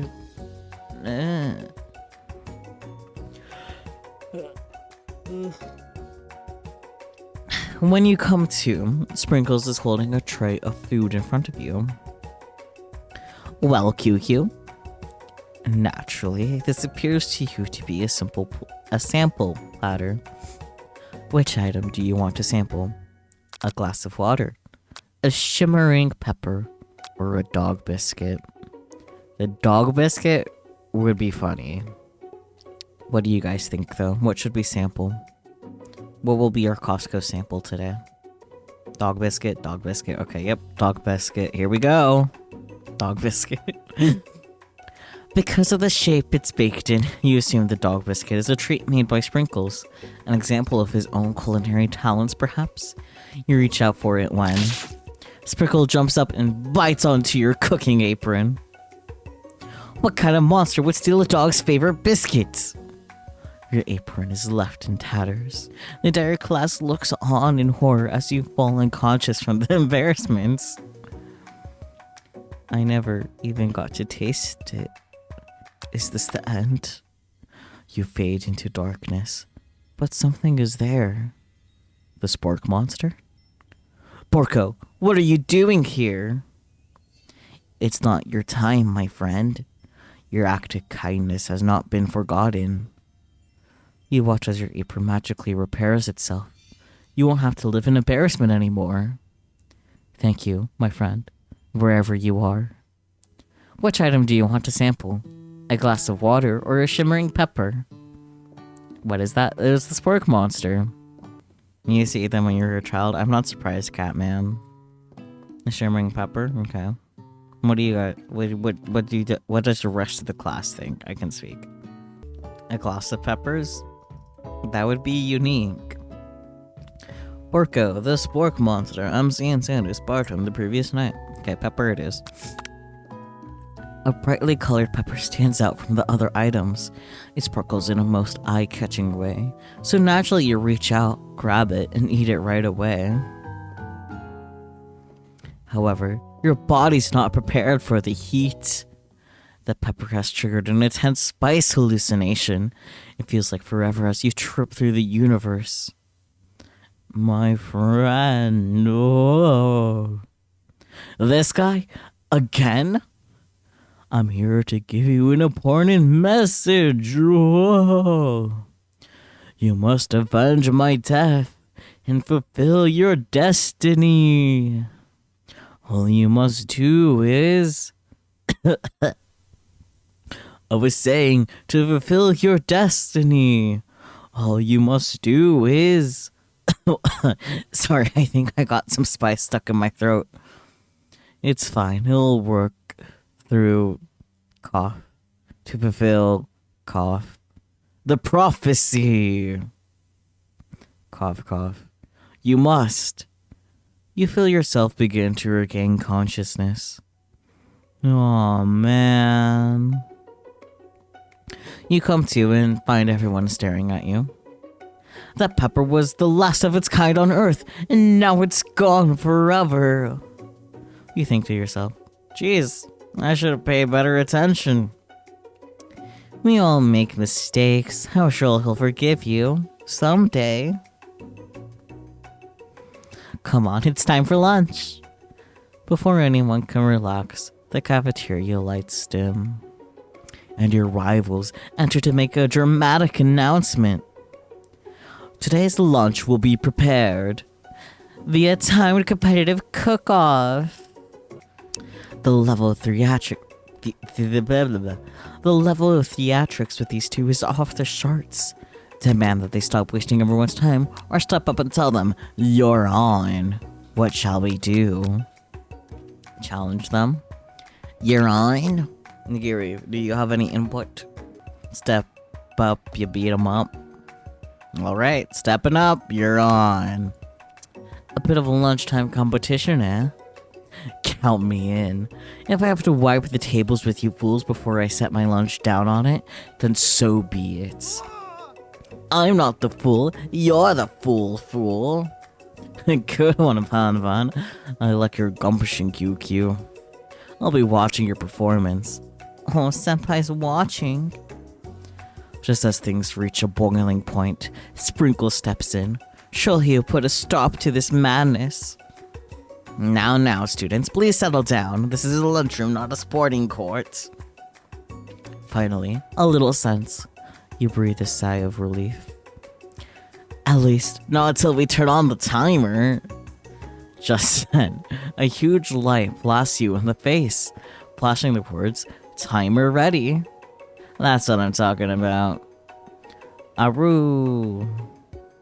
I stand corrected. The hard way builds solidly a foundation of confidence that cannot be swept away. And that's an original quote by me, in case anyone was wondering. I hope its message lifts you to victory. Like a diamond, I was formed under pressure, and now's my chance to shine. I will defeat you myself. You had his chicken and you made mashed potatoes and gravy on day one, and you feel like you can impress him again here. It's time to boil some water for the potatoes. Think fast. If the timer runs down, you'll be forced to pick randomly. Oh dear, okay, I can't rely on you guys this time. It's always supposed to... What temperature does water boil at? 100 degrees Celsius. Because Celsius is how the water feels. That's right. But how would you ever gotten... How... Blah, blah, blah, blah, blah, blah, blah. You can't know how to read. But how would you even gotten into this school without knowing that? Winner gets to rub my furry belly. Let that enticing offer motivate you. You're gonna need to season this chicken before you cook it. You don't know Colonel Sanders' recipe exactly, but you have an idea. 11 spices. That's right. You might not know all the ingredients yet, but at least you're headed in the right direction. Tail wagging intensifies. Now you've got some basic steps going, it's time to elevate your craft. What's in your mind offers the most flavor? The blah blah blah blah, blah, blah. That's wrong. God damn it. I'm begging you to get it together. Get it? How a dog. It's never the wrong time for some dog jokes. Next question. Your classmates are rooting for you, but Ashley is simply stronger and faster than you. You better pick up the pace if you want to survive.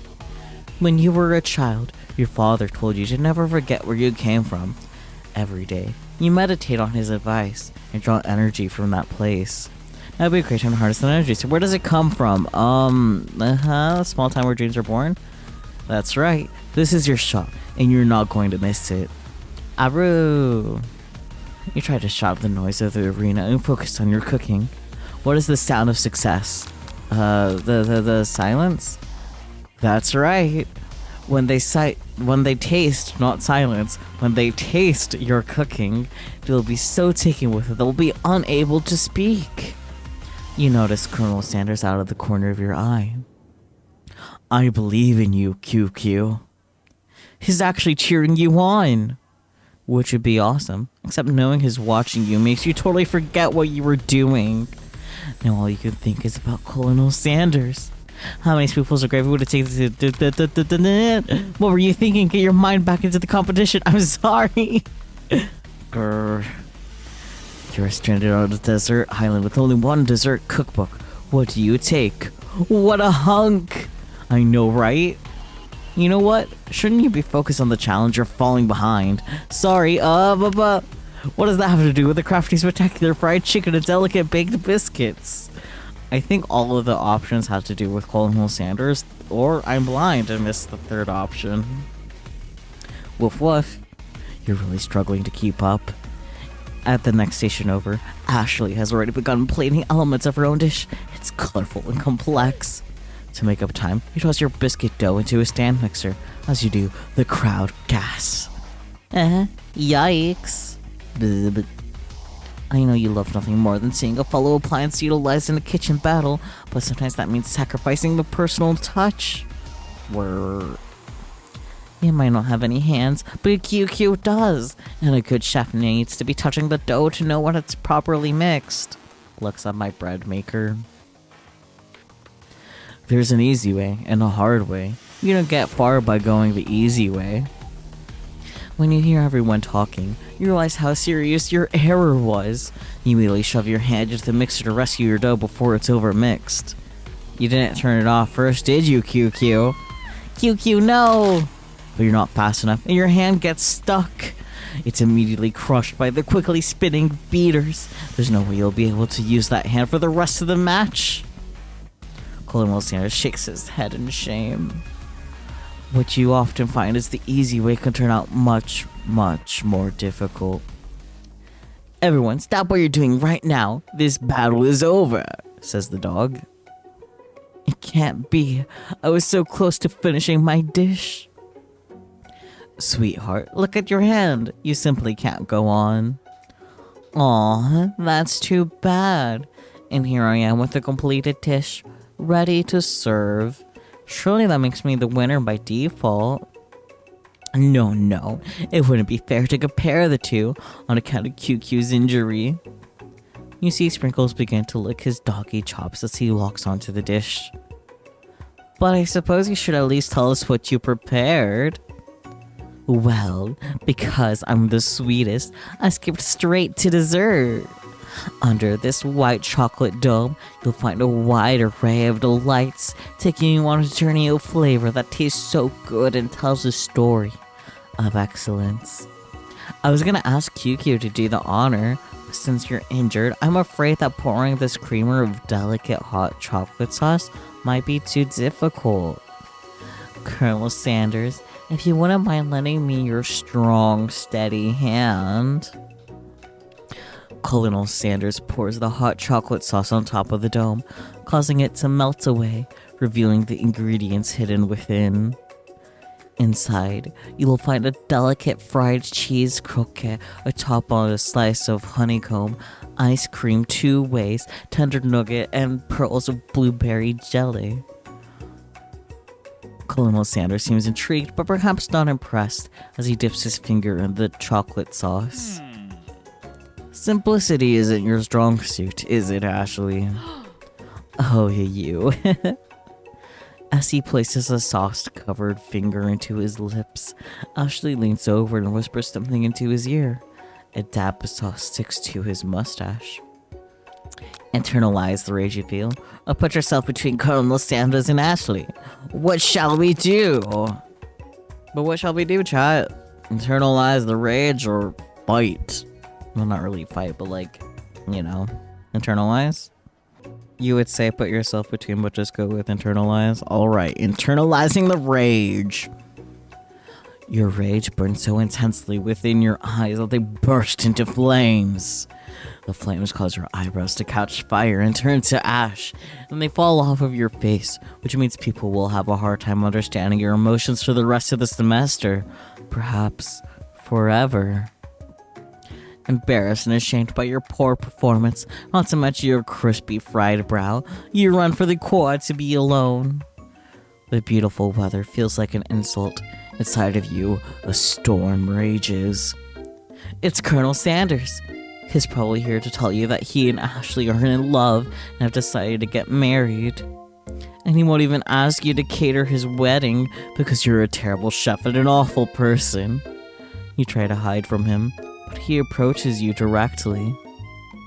I know you're hurting right now. Not just from the devastating loss, but from that run-in with the mixer and that small fire. We should get that checked out. I'm fine. Can't you just leave me alone? I'm a loser. I'm not fit to fill your fryer. I'll never be a master chef. And failure is a part of life. Not just for you, but for all of us. Do you think I've never failed at anything before? That's exactly what I think. Well, then think again. I wasn't always the man you see before you, enrolled in culinary school, incredibly handsome, successful, motivated. Well, handsome, sure. I was born that way. Relix.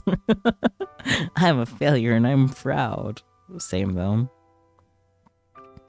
But I've walked other paths and arrived at dead ends. I was passionate about life, but I failed as an obstetrician. I can't... That's the best that word's gonna get. I didn't know. People see my delicate ribbon tie and my well-kept beard and assume that I've got it all together, which is true now, but it hasn't always been. Sounds like this guy could really use a hug. I resolved then that I was going to amount to something. No amount of hours, labor, or money would deter me from giving the best I had to give. As Colonel Sanders changes focus, you could see something ignite inside of him. A burning passion. One has to remember that every failure can be a stepping stone to something better. My new dream is pure. It's honest. It's something that a humble man in a crisp white suit can be proud of. I will create a new chain of chicken restaurants that will bring joy to the entire world and make up for my past misdeeds. Yay! Just as your moment grows intimate, you're interrupted by a threatening, shadowy presence. Battle scarred from the night before, you prepare for the worst. It's the Spork monster. Borko? It is I. I know I said I wouldn't be back, and after the whole fight to the death thing, maybe you don't really want to see me anymore, but I just wanted to say that I was wrong to attack you, and I apologize. I know what it's like having to always look over your shoulder. Monster problems, am I right? Aw, thanks, Borko. I'm glad there are no hard feelings. Getting jumped by a giant creature in the dark of night can really rile a person up. I also wanted to apologize for the way I switched right into attack mode. I know that you're strong, and cooking school can put a person under a lot of stress. I actually used to go to this school. I wasn't always a spork monster, you see. I don't believe it. You were human once? Well, no. I was a golden retriever, but I was still a student. Until one day, some mean kids with a magic spell book cast a dark enchantment on me, and I was forever transformed. A magic spell book. Precisely. I have procured a copy for myself, but somewhere along the way I've lost it. If you find such a book, I beg of you, respect it. You're a powerful chef. I shouldn't rely on such dark and evil magic. No, you should be protecting the innocent from those who could cheat them through sorcery and guile. If you need me, don't fear. I will be there. It sounds like there are some bad cooks in the kitchen of life. QQ, together, I am sure we can defeat them. Come back to my hideaway and we can discuss. A personal invite? You can imagine what Colonel Sanders' home must be like, but it sounds like you're about to find out. Stepping inside Sanders' home, surrounded by his things, you start to feel a special bond with him. There's the cock. It looks like you live such an exciting life, Colonel Sanders. Every day can be an adventure if you approach it with the right attitude. Long ago, I made the decision to never stop searching, never stop working, never stop imagining. Have you been working on any new recipes of your own lately? I'm always excited to talk about food with another ambitious chef. Well, there is something. It's just a side dish that I've been tinkering with, trying to find the right balance of flavors and textures.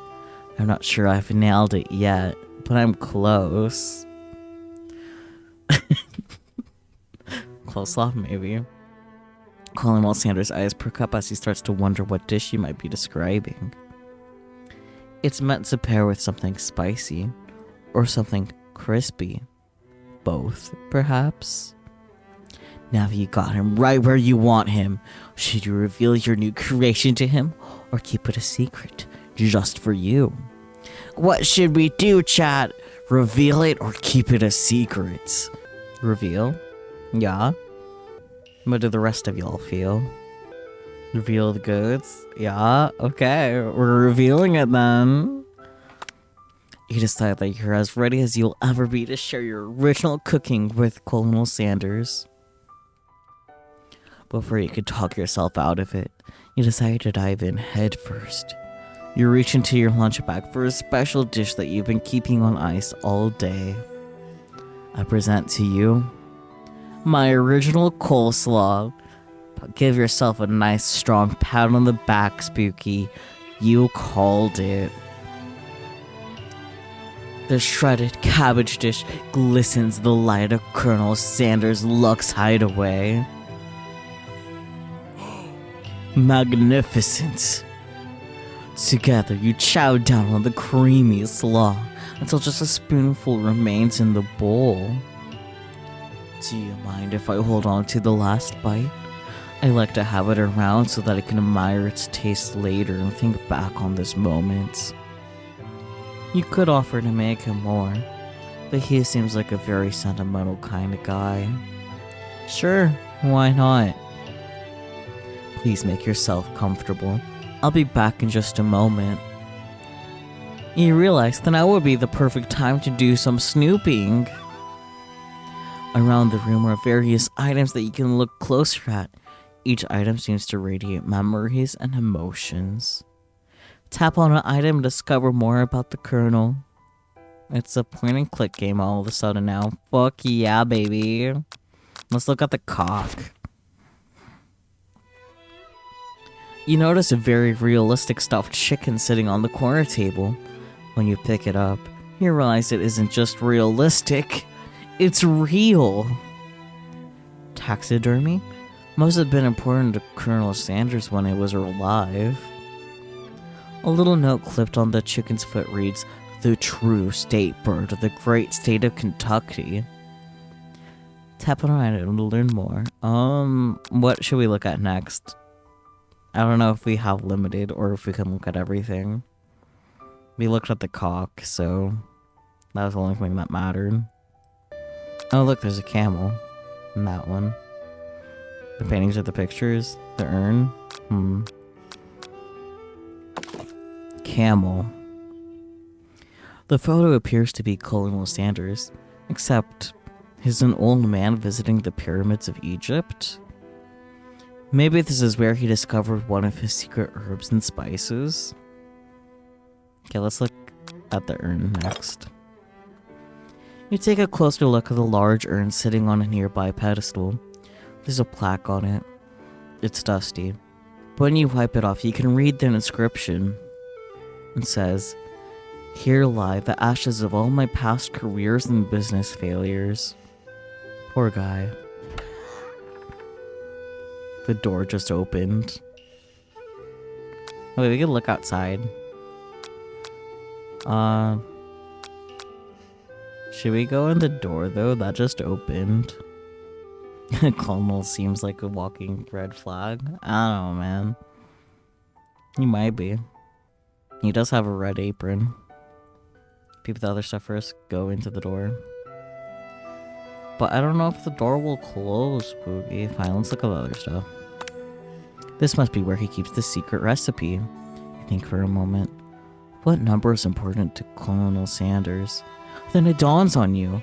See, as you turn the dial to 111111, the safe opens. Inside it, you find a single note.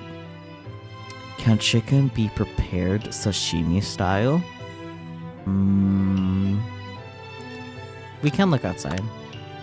You gaze out the window, across the vast lake and mountain range beyond. Just then, the ghost of a student pops up. Are you thinking about heading out into the world on a quest to avenge my death? Wait, what? I never even learned your name. Why would I avenge you? I could just tell you my name right now. It's... Can you say I'm in the middle of something? You open the window a crack and the ghost of student is swept out with a breeze. Candle. A scented candle. You pick it up and try to identify the smell. Power tool? Freshly starched collar? Piece of wood floating in a lake? Summer of 69? No. It's one of the secret ingredients. It's censer. A lock of silver hair is woven through the teeth of the comb. Upon further inspection, you realize that the hair therein isn't just silvery in color. It's actually made of spun silver. Weird, but okay. An adorable little baby boy crawls across the floor. From the goatee and mustache combo he sports, you figure this must be Colonel Sanders himself.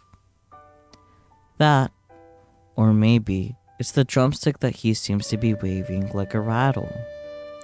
Who frames the baby picture of just themselves?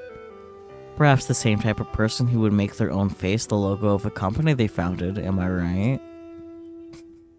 The fucking beard on a baby, yeah. One of the framed photos shows an old man who looked a bit like Colonel Sanders standing with a friend. They hold fried chicken drumsticks and appear to be cheersing them.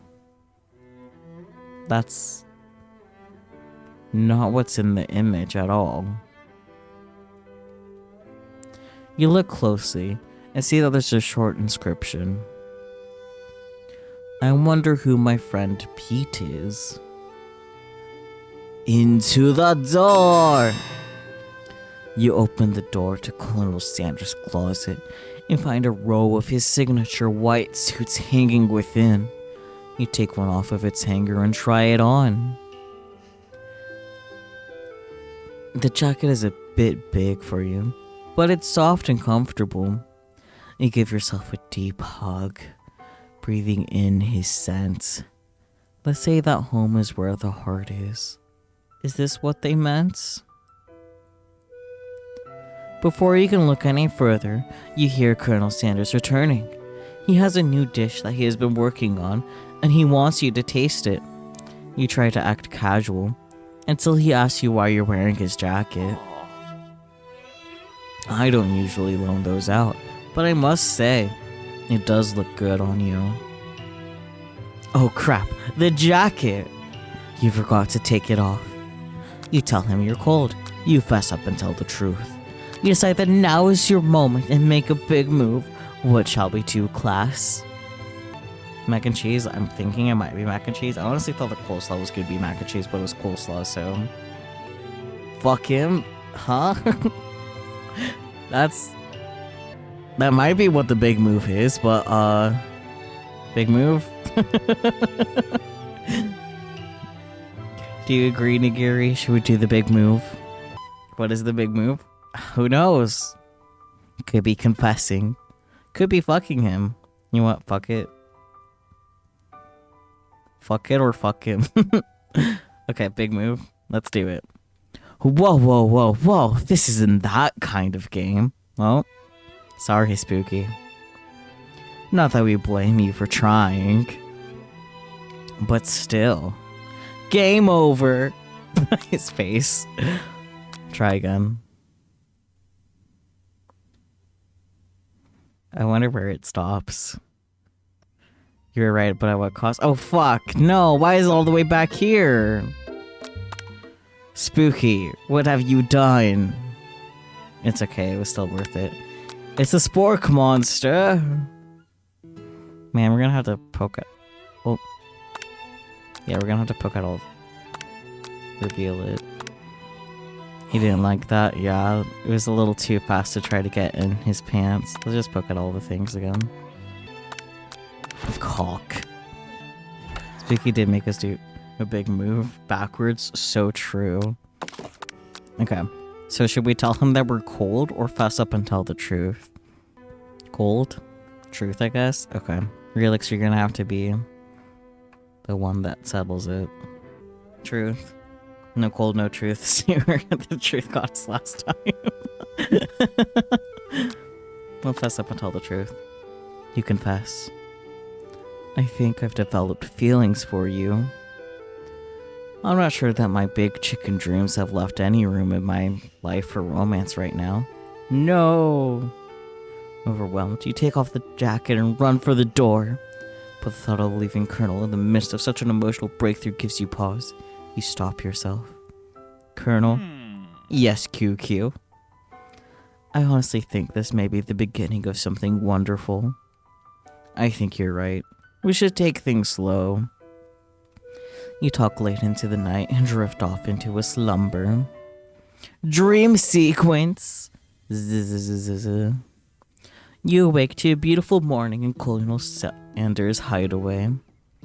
Did you make the right decision on how to respond to Colonel Sanders? Only time will truly tell. Today is a day that could change the rest of your life. You think about the new secret ingredient you just learned about. Censor. In some jurisdictions, censor isn't even legal. But if the recipe is a secret, how will they know? Your thoughts are interrupted when Colonel Sanders emerges into the room. He's holding a gorgeously plated breakfast, and your mouth waters at the sight of it. Here's a simple breakfast I just whipped out. It's meticulous. You taste Colonel Sanders' food, and it takes you on a journey. When you return, he's waiting to ask you an important question. So, would you say that we're the perfect match? How presumptuous! My cuisine and your taste buds, that is. Such confidence, such grace. Could he be the world's greatest gift to cookery? Should we take him down a peg? Or flatter him? Sanders isn't even the greatest gift to fried chicken. Peg him? No.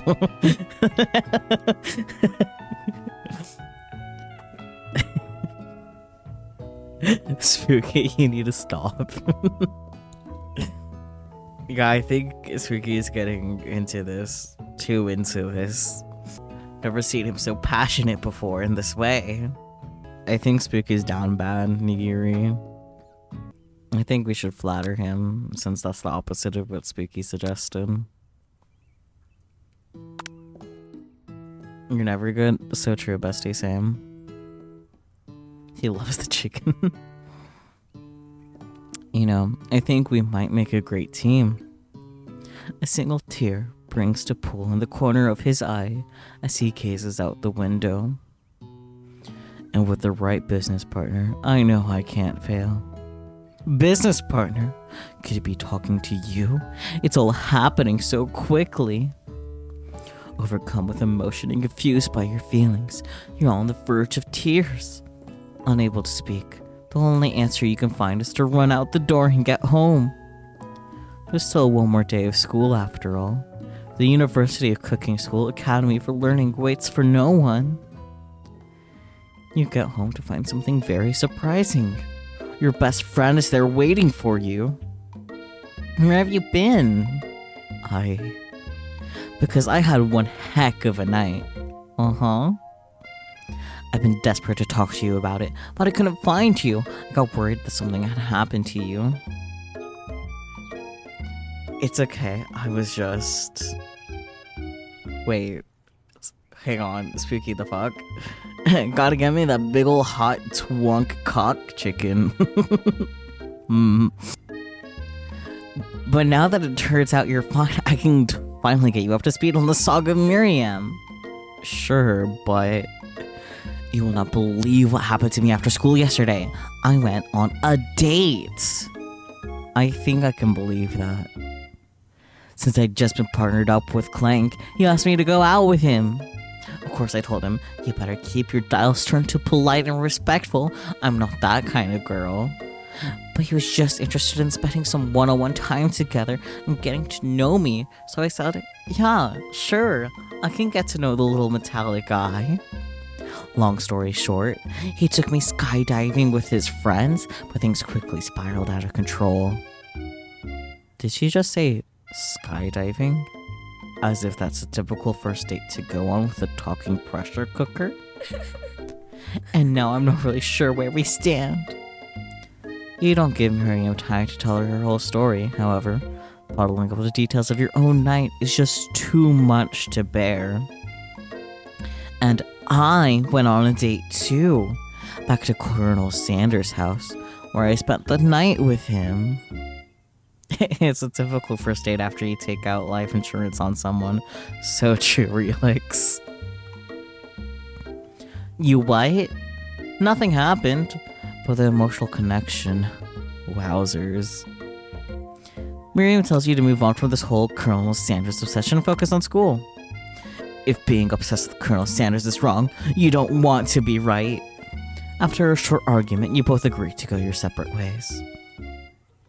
When you arrive at school, you encounter your rivals in the quad. You can tell from a distance that they're picking on Pop, though he himself might not quite grasp that fact. I can read. Because, you know, his Pop. What's a swirly? It sounds delicious. Oh, it's great. I'll order you one up right away. I'll have my swirly with sprinkles, please. Sprinkles is a dog and a treat. You can get your swirly dipped too. Why don't you pick on someone your own... Oh, that's me. Hello. Why don't you pick on someone your own size? Because I'm literally the biggest person at this school? There is that haunts that Colonel Sanders rides to school, but who would dare pick on such a gentle and beautiful creature? You got some nerve, QQ. I skipped what you said. We'll never know. Oops. Now you're twisting my words, and I won't have it. You clench your fist, but the injury from yesterday's mixer accident makes you wince with pain. Doesn't look like you could go on cooking like that. Might as well give up. I'll never give up. Ever.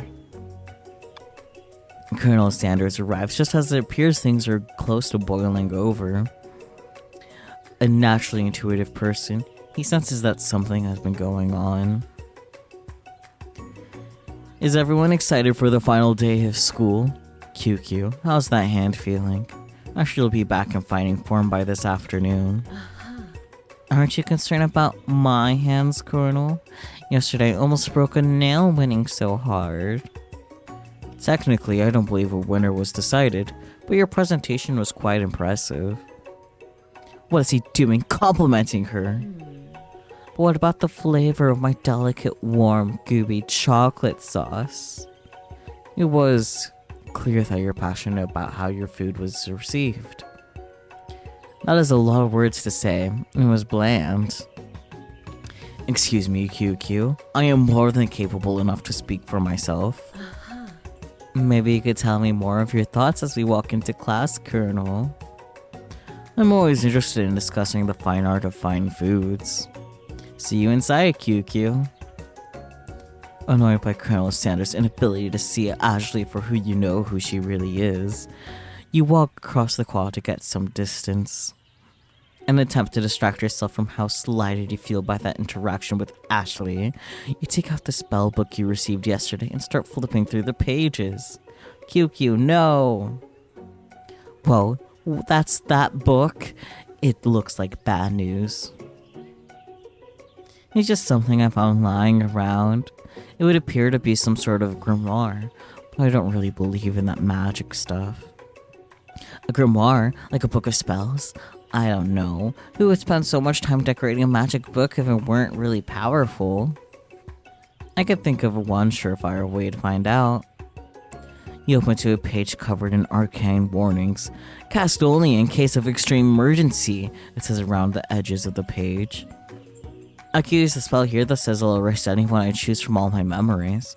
If I scrub out Colonel Sanders, it'll probably help me focus better on the upcoming final exam. That is way drastic. Can you do something else? Like, anything else not rooted in dark magic? Maybe tie a string around your finger? Okay, fine. It is drastic. But desperate times call for desperate measures. You got a memory erasing spell sitting right in front of you, and a pretty good excuse to try it out. Should we cast the forbidden spell, or don't do it after all? What shall we do?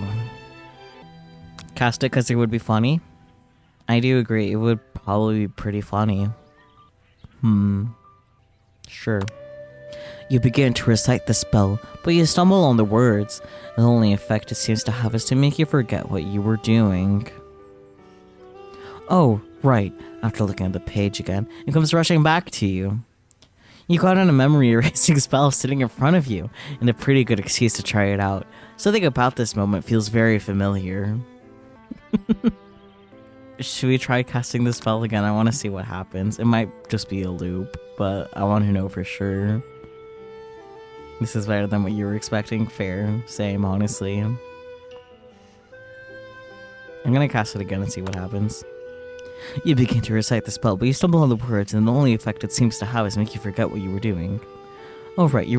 After looking at the page again, it comes rushing back to you. Okay. Do it again. Yep. Did it again. You've got a memory erasing spell sitting right in front of you, and a pretty good excuse to try it out. This is definitely feeling familiar, but not in a good way. Okay, don't do it after all. You take your friend's advice and put the book away. It's almost time for class. Sprinkles is already in the room, waiting for the students to arrive. He clears his voice to make a quick announcement. I want you to know, I feel something of a dog moment coming on, but I assure you it's nothing to be afraid of. His cute little nose crunches up and he begins to breathe quickly. He must be hungry. Reach for some old homework to give him as a snack. Or, dogs can be rather unpredictable, especially Sprinkles. Wait to see what happens. What shall we do? Give him a little homework snacky snack? Or, wait to see what happens? Feed him homework. He will doubtlessly give you the shit for the stereotype and it'll be funny.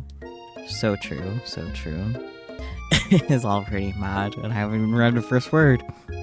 You reach into your backpack and grab some homework from last semester that you forgot to turn in. Sprinkles immediately goes for it and gobbles a sheet of paper like it's a piece of fresh chicken rawhide. I apologize for that outburst. I know it seems cliche, but not much in this world satisfies like ungraded work. My QQ, were you studying something with cinnamon? Okay, unrelated, I have seen this, like,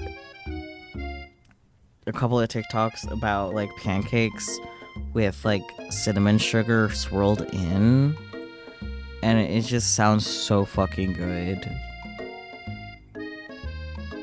So good. Anyways, I think I'm just hungry. Moving on. I've been sitting in on a lecture series about the art of cake baking. How insightful. This actually brings up an important point. Thank you, QQ, for reminding me to dole out this indispensable bit of wisdom, you see.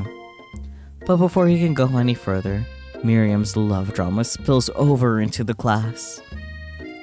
Sprinkles is interrupted by words and sparks coming from the back of the room. I told you to save it for after class. Are they breaking up? Oh my god. You think I wanted to be thrown from a plane strapped to a stranger? Miriam and Clank appear to be arguing, but you still haven't learned to speak Clank's language of mechanical noises. Where? But no, you had to show off to your cool kid friends Jeff and Joan. J&J forever. Watch us form a triangle midair as we descend. Triangles are the strongest shape, don't you know? Biz biz. Yeah, well, that doesn't make it a great date. Then take Jeff and Joan with you. You can all hold hands as you pedal down the mountain or off a cliff for all I care. Sad beep. Clank begins to shudder. Steam pours out of the gaps in his panels, and then a loud ding stops him in his tracks. Beep. Bzz. No amount of seasoning is gonna make me want to eat that, Clank. Clank burps out a completely deep-fried sneaker. Considering that he himself has wheels, not feet, it's not entirely clear where it came from. In terms of deep-fried footwear, I guess it looks okay. Clank slowly rolls out of the room to be alone with his shoe. Everyone tries to pretend like they didn't see that entire thing go down.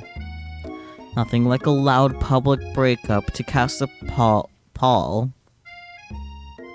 Sure, over the final day of school. Well, that was unfortunate. But we mustn't be distracted from what lies ahead. The final competition showdown challenge exam TM trademark. I'm still waiting on the title, but I think you get it. Test time approaches. See you all in the arena. But before you can think about your upcoming competition, there's a very beautiful soul nearby in need of a pep talk. Hey, Miriam, are you okay? Okay, I'm so mad I could smash a tiny mug, spilling several droplets of hot cocoa all over the floor. How could he embarrass me in class like that, in front of everyone? Her tiny cocoa is a delicious treasure, so you know that this breakup is no joke, even if the source of her frustration is such a silly boy. I know that you know this, I'm gonna say it out loud. You don't need anyone. Me and you, we're gonna cruise through this final test and hit the carpool lane to Success City. Miriam brightens up, imagining the wind rushing through her short bangs. She hesitates to embrace the feeling all the way. You're not gonna saddle up on Colonel Sanders' stallion and ride off into the sunset without me. Of course not. Well, maybe. Sorta. But I'm sure there's a pony out there with your name on it, and a ranch big enough for both of us and whoever else we want to bring along. If it's not Pop or Clank or anyone else you meet today, tomorrow, or this whole year, so what?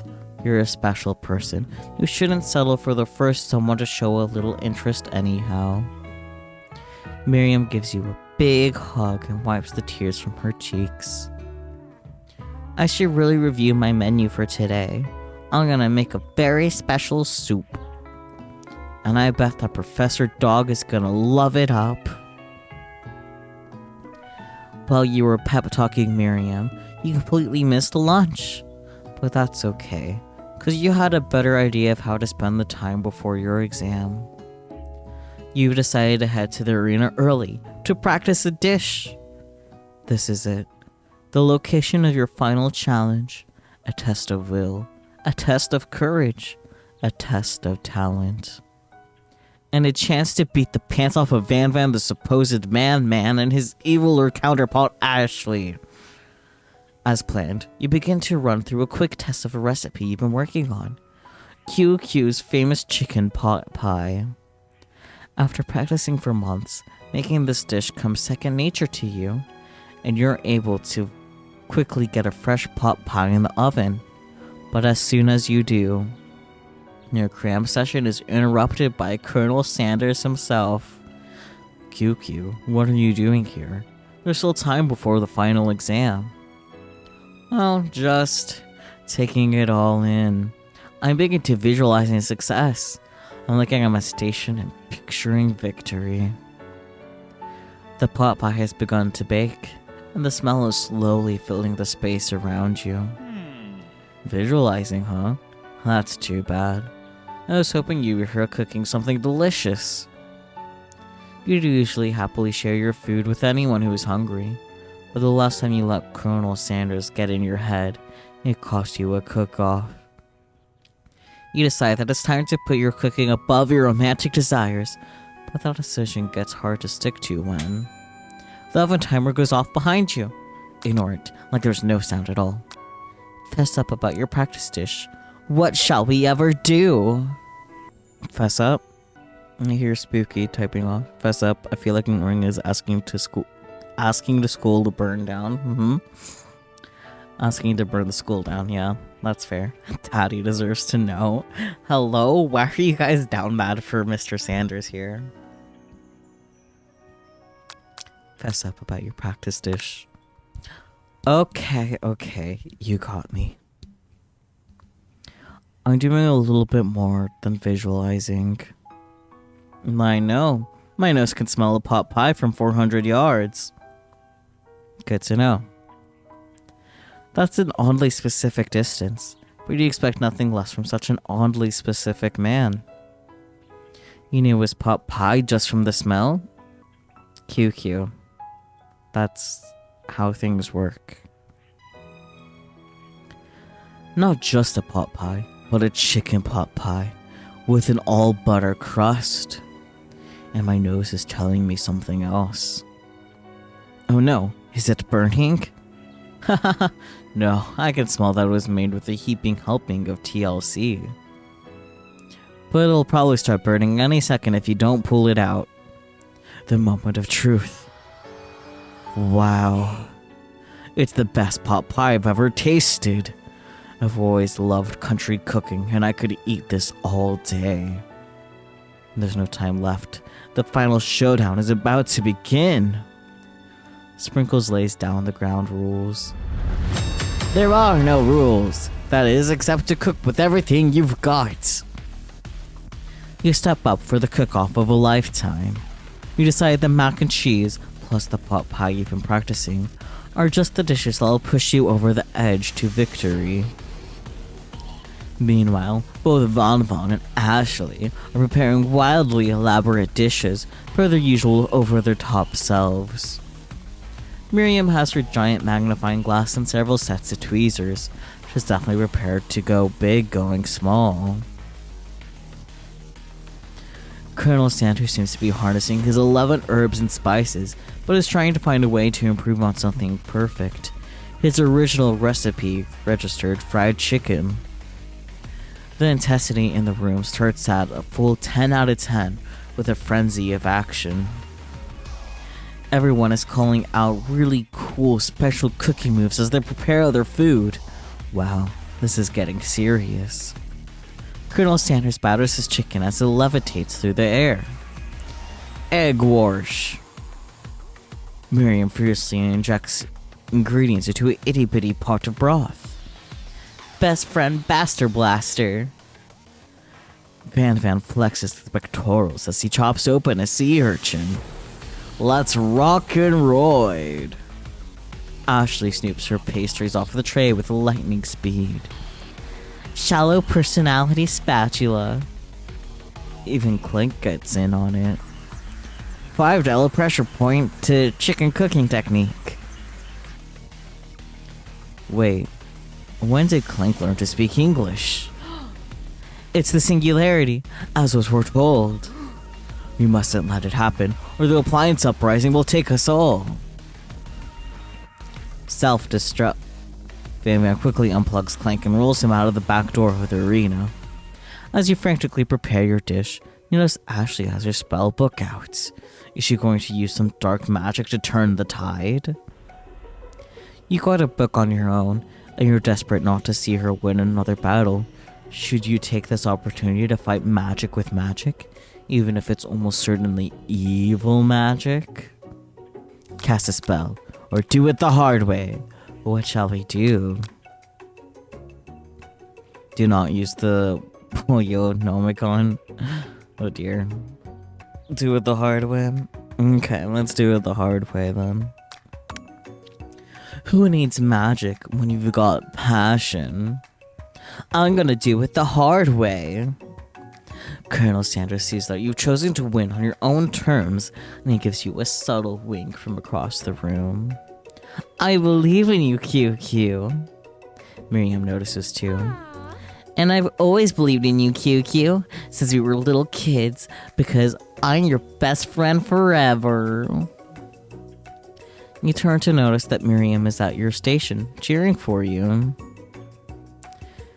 Wait, even ignoring the easy versus hard way lesson from earlier, last thing we need is chicken-based zombies. So true. I'm not reading your last message, Nigiri. Miriam, what about your dish? If you're here cheering, who is cooking? Tiny food, short cook time. I'm actually already done, so I thought I'd help you. Oh, that's sweet, but... Miriam tosses a handful of spices directly into your boiling noodles. It's the secret ingredient. However, she doesn't know that you lied and the ingredient was made up. And where in the world did she get Eye of Newt from? The boiling pot explodes, sending Miriam flying backwards. The watery noodles begin to swirl in the air, bubbling up into a dark cloud that thickens and congeals before your very eyes. It is I, Steve, the Spork Monster. Steve? Wait, what happened to Borko? You're not here to battle me, are you? We Spork Monsters are many, and we have both had our voices crack. Funny coincidence, we all sound the same. Anyway, I think Borko had the day off. But you have conjured Steve, and I hate to battle, so I'd say you're doing pretty alright. Oh hey, you're in the middle of a cooking competition. I love this stuff. It's better than TV. You crazy kids and your culinary skills really impress me. Mind if I hang out? I'm sorry, Steve, but I'm kind of in the middle of something. Do you mind? Steve the Spork Monster notices that you got a grimoire stashed beneath your cooking station. I see what you're up to. Crisscross some magical items and accidentally summon me, huh? Yeah, you guessed it, sorta. If you're here, would you mind tossing me some fresh noodles in a pot of salted water? I'd love to. I've always wanted to be a top shelf, actually. You know, when I was just a little spork pup back in the old country. You can feel Spork Monster winding up to tell a very long and involved story. You don't know exactly where they came from, but it seems like it was probably lonely there. Actually, you know what? Maybe you should watch from the stands. I really need to focus on this competition. I understand. It's kind of like that time in monster school that I'd fallen asleep during scare tactics class and then I woke up. You toss a serious stare at Steve and he takes the hint. Never mind, I'll tell you later. Good luck! Having suffered this huge setback, you don't know how you could ever win. You summon extra power from deep within yourself, or give up and drop out of culinary school. What shall we do? Giving up sounds funny, but I fear having to speed through all of this again. Honestly, I agree. We shall summon extra power from deep down within ourselves. I can do this. I have what it takes. I came here to win. Your hair turns mac and cheese orange as culinary energy flows through your body. My heart is pure. My hands are steady. My taste buds have been preparing their entire lives for. Yes, QQ, you are the chosen one. You will avenge me. The power you've been summoning immediately fades back out. You interrupted my inspiring monologue. Sorry. My heart is pure. My hands are steady. My taste buds have been preparing their entire lives for this moment. I will show the world my cookery. You begin to levitate off the ground. Energy courses through your body. You know that with this power, you can do anything. Except turn back time, which would be super useful because while you were powering up, your chicken pot pie overcooked in the oven and can't be served. But don't worry, dear QQ. You may have suffered some setbacks, but all is not lost. Impressed with your fortitude, Colonel Sanders decides that you have earned his support. I've been watching you today, and I must say, I'm truly impressed. You've been thinking on your feet and rolling with the punches. He steps up to your station and stands right beside you. I'm here to help. All you've managed to make is mac and cheese, and time is almost up, so you're going to need it. But Colonel Sanders, what about the test? What will happen to you? What about the rules? Following the rules has never been my thing. I follow my heart. What a guy. Colonel Sanders unfolds a delicate white towel to reveal the most delicious fried chicken tenders you've ever laid your eyes on. And besides, sometimes unexpected combinations can have surprising effects that surpass their individual efforts. Are you suggesting, if we combine forces, we can form the perfect food union? Time's up, students! With time expired, it's the moment everyone has been waiting for. You must now prepare to present your dishes. A handful of students stand tall, but the class seems incomplete. It seems you're missing some students. Pop, clank. From off screen, you hear a pure and innocent giggle that can only come from one student. I'm flying. It sounds like it's coming from that broom closet over there. Miriam, would you mind? Inside of the closet, you see Pop hanging on a broom hook by the elastic of his underpants. Pop, get down from there right now. Let me guess. Did Von Von do something to do with... Did Von Von have something to do with this? Would someone ask for a wedgie? Who am I to refuse? I thought a wedgie was a salad. It looks like Pop is eliminated from the challenge, seeing how he didn't cook anything. I can't feel my legs. May I be excused? Sure. You kids and your pranks. I must say, it's not the worst prank in UCSAL history, but it's not exactly yearbook material. Wait a second. Pranks. Pranks. Clank! Where did that pressure cooker roll off to? You wait to hear a signature word, beep, or other onomatopoeia, but there's none. Somehow you must have gotten unplugged, I guess. We'll have to figure that one out later. Well, there's only 4 remaining students. Please collect your final projects. Yes, it has been a long semester. Well, 3 whole days long. But after days of hard work, the time has come for me to eat. Miriam, please step forward. Now, describe your dish. I've made tender udon noodles in savory soup. My word, it's so delicate. Is that a teeny tiny Naruto maki I spy afloat in this itsy bitsy bowl? Yes, chef. Please, call me Sprinkles. Chef is my father's name. Yes, Sprinkles. It's some green tea made from the baby tea leaves that I picked myself. Sprinkles carefully sniffs around the dish before opening his mouth and letting just the tip of his pink dog tongue dip into the bowl. Sublime! Would anyone else like a taste? Oh, come on. I'm not one of those dogs who doesn't floss. I even have a really cute electric toothbrush for dogs. Fine, I'll enjoy it all by myself. And in a flash, The entire meal has been devoured. Not that it took much. It was less than a thimble's worth of soup. A+. Rarely do I taste a dish with as much love poured into it as yours. Miriam is overjoyed. She gives you a huge hug. Thank you, QQ, for helping me believe in myself.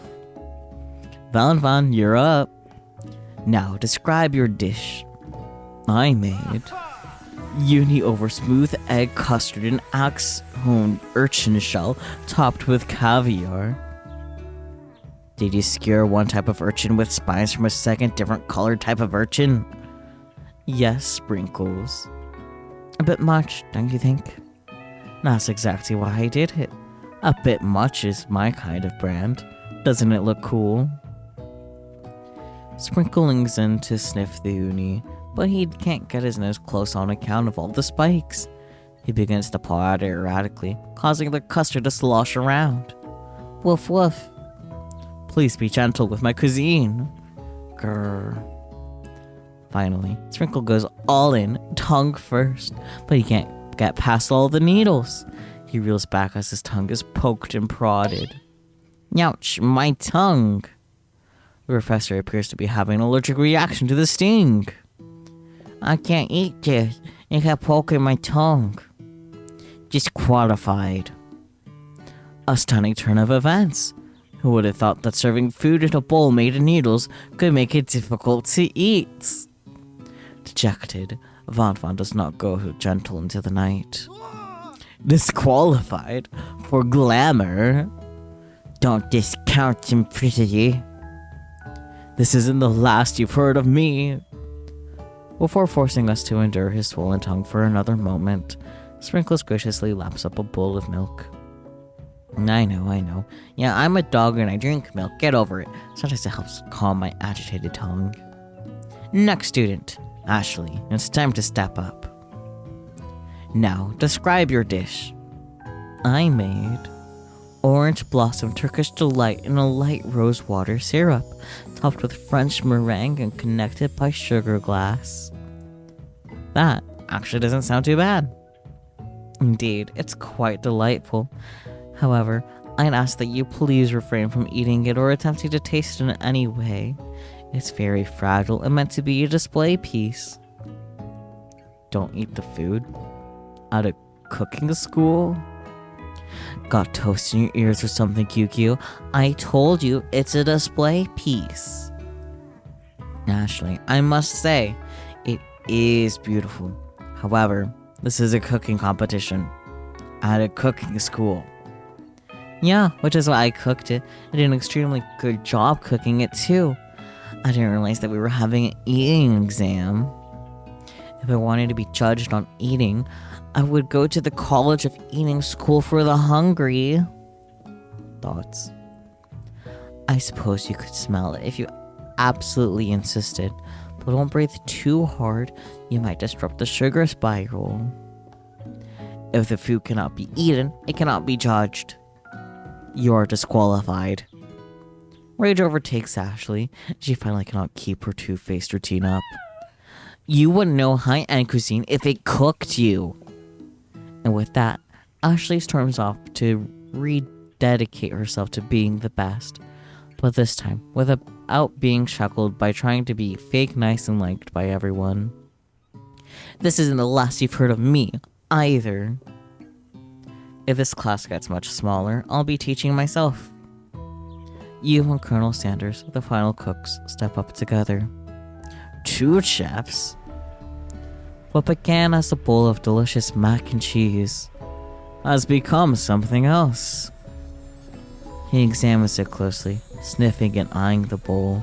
And I want this so fucking bad, but I am definitely just hungry. Uh-oh. I don't have a good feeling about this. From somewhere in the room, a literal drum roll plays. Just when I thought I'd seen everything in this kitchen, give me this thing. And completely blown me away. In my 49 dog years of life, I have never tasted anything so delicious and perfectly balanced. It's so delicious, in fact, that everyone passes the class. You pass, and you pass, and you get a pass. Everyone gathers around and partakes of the mac and cheese bowl. They all seem to transcend this reality into another dimension. You win!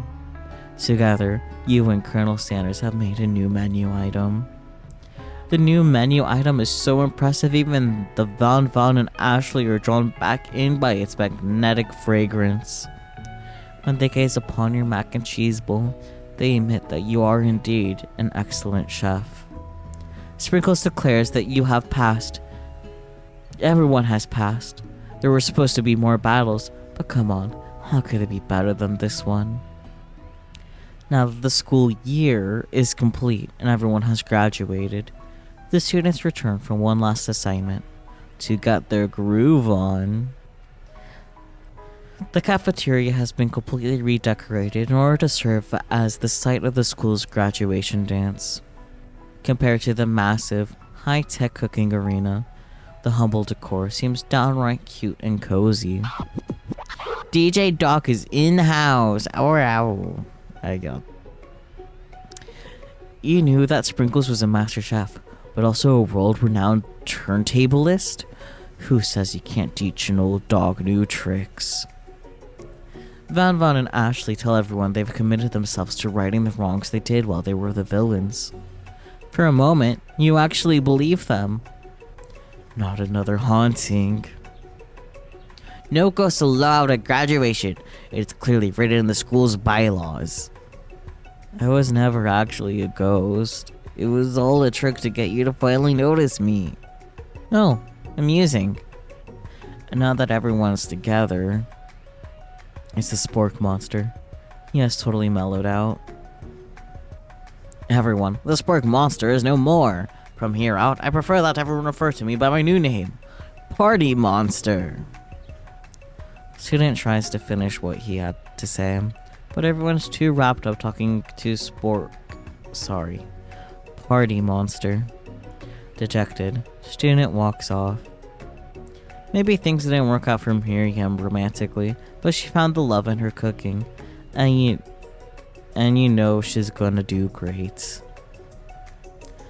A red carpet rolls out across the floor of the ballroom. It's like a Hollywood movie premiere. Who could command such an entrance? It's Pop. He's arrived late to the dance, but apparently for good reason. Walking the carpet, you see perched atop his dirty chef's hat. A crown. Welcome back, Pop.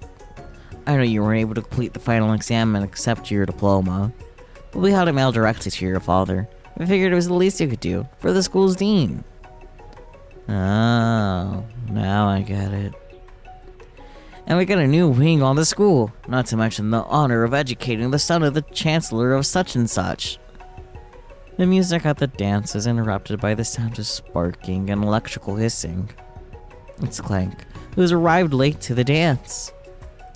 Now that I've graduated, I can reveal my truth. Well, he's still doing the talking thing. I am Clank, and I am not of this earth. I'm actually from a faraway planet in another dimension. What? I actually feel like I knew it this whole time. Now that I learned the ways of your kind, I must return. Miriam, will you come with me? I don't know what to say. Besides, no, obviously. I've just begun to learn who I really am. This isn't the time for me to devote my life to figuring out who you are, Clank. You're blown away by Miriam's maturity. It's pretty clear she has managed to surpass you in that regard. I understand. Kind of. Humans are weird. A portal opens up and Clank disappears through it. Finally, Colonel Sanders arrives. Howdy, classmates. Just like the first day you met him, he has come prepared to feed the entire class. However, it's not just enough to give them a bucket of chicken. It's time for a full... this time it's a full meal. I didn't get to be the most famous chicken man in the history of Chicken and Man by not reminding people to go out and buy my chicken. The end? Who knows? Question mark? No, it's not the end. Damn. As everyone feasts on their delicious chicken dinner, Colonel Sanders finds you sitting at the edge of the dance floor. QQ, what are you doing sitting all alone? No, you know, just waiting for the right person to ask me to dance. No wonder, might you tell me? What are the qualities that you would expect to find in such a lucky person? Not off the top of my head. No, I don't know. A spicy musk, a tidy goatee, and a degree from the University of Cooking School Academy for Learning, just to name a few. It truly is my lucky day. Would you dance with me? Did I was that QQ? Who knows? Yes, I would love to. As you glide across the dance floor, hand in hand with Colonel Sanders, the future stretches out in front of you. And once my 100th franchise is up and running, I'll be ready to take a day off. And I'll be so glad to spend it together with you, QQ. How sweet! We'll work together and play together. Colonel Sanders stops dead in his tracks. Work together? Well, I think this is something I'll just need to do by myself. But who will help you run your restaurants? I don't believe I need help. Besides, based on your time at school here, do you really think running restaurants is the best path forward? Could it be you found a love connection, but failed to earn Colonel Sanders' respect as a chef? Can you live with only half of him? Will you be able to endure sharing him with his other love, the life of an entrepreneur? I suppose I can roll at pastry school. Oh, my dear QQ, I'm sure you will find your place eventually. And along the way, you'll have me by your side. The end. The fake out ending was a better ending, not gonna lie. But, yeah, that was a game. The end.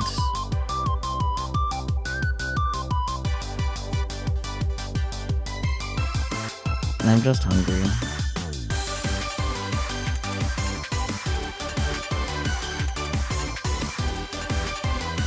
Well, alright indeed. Interesting.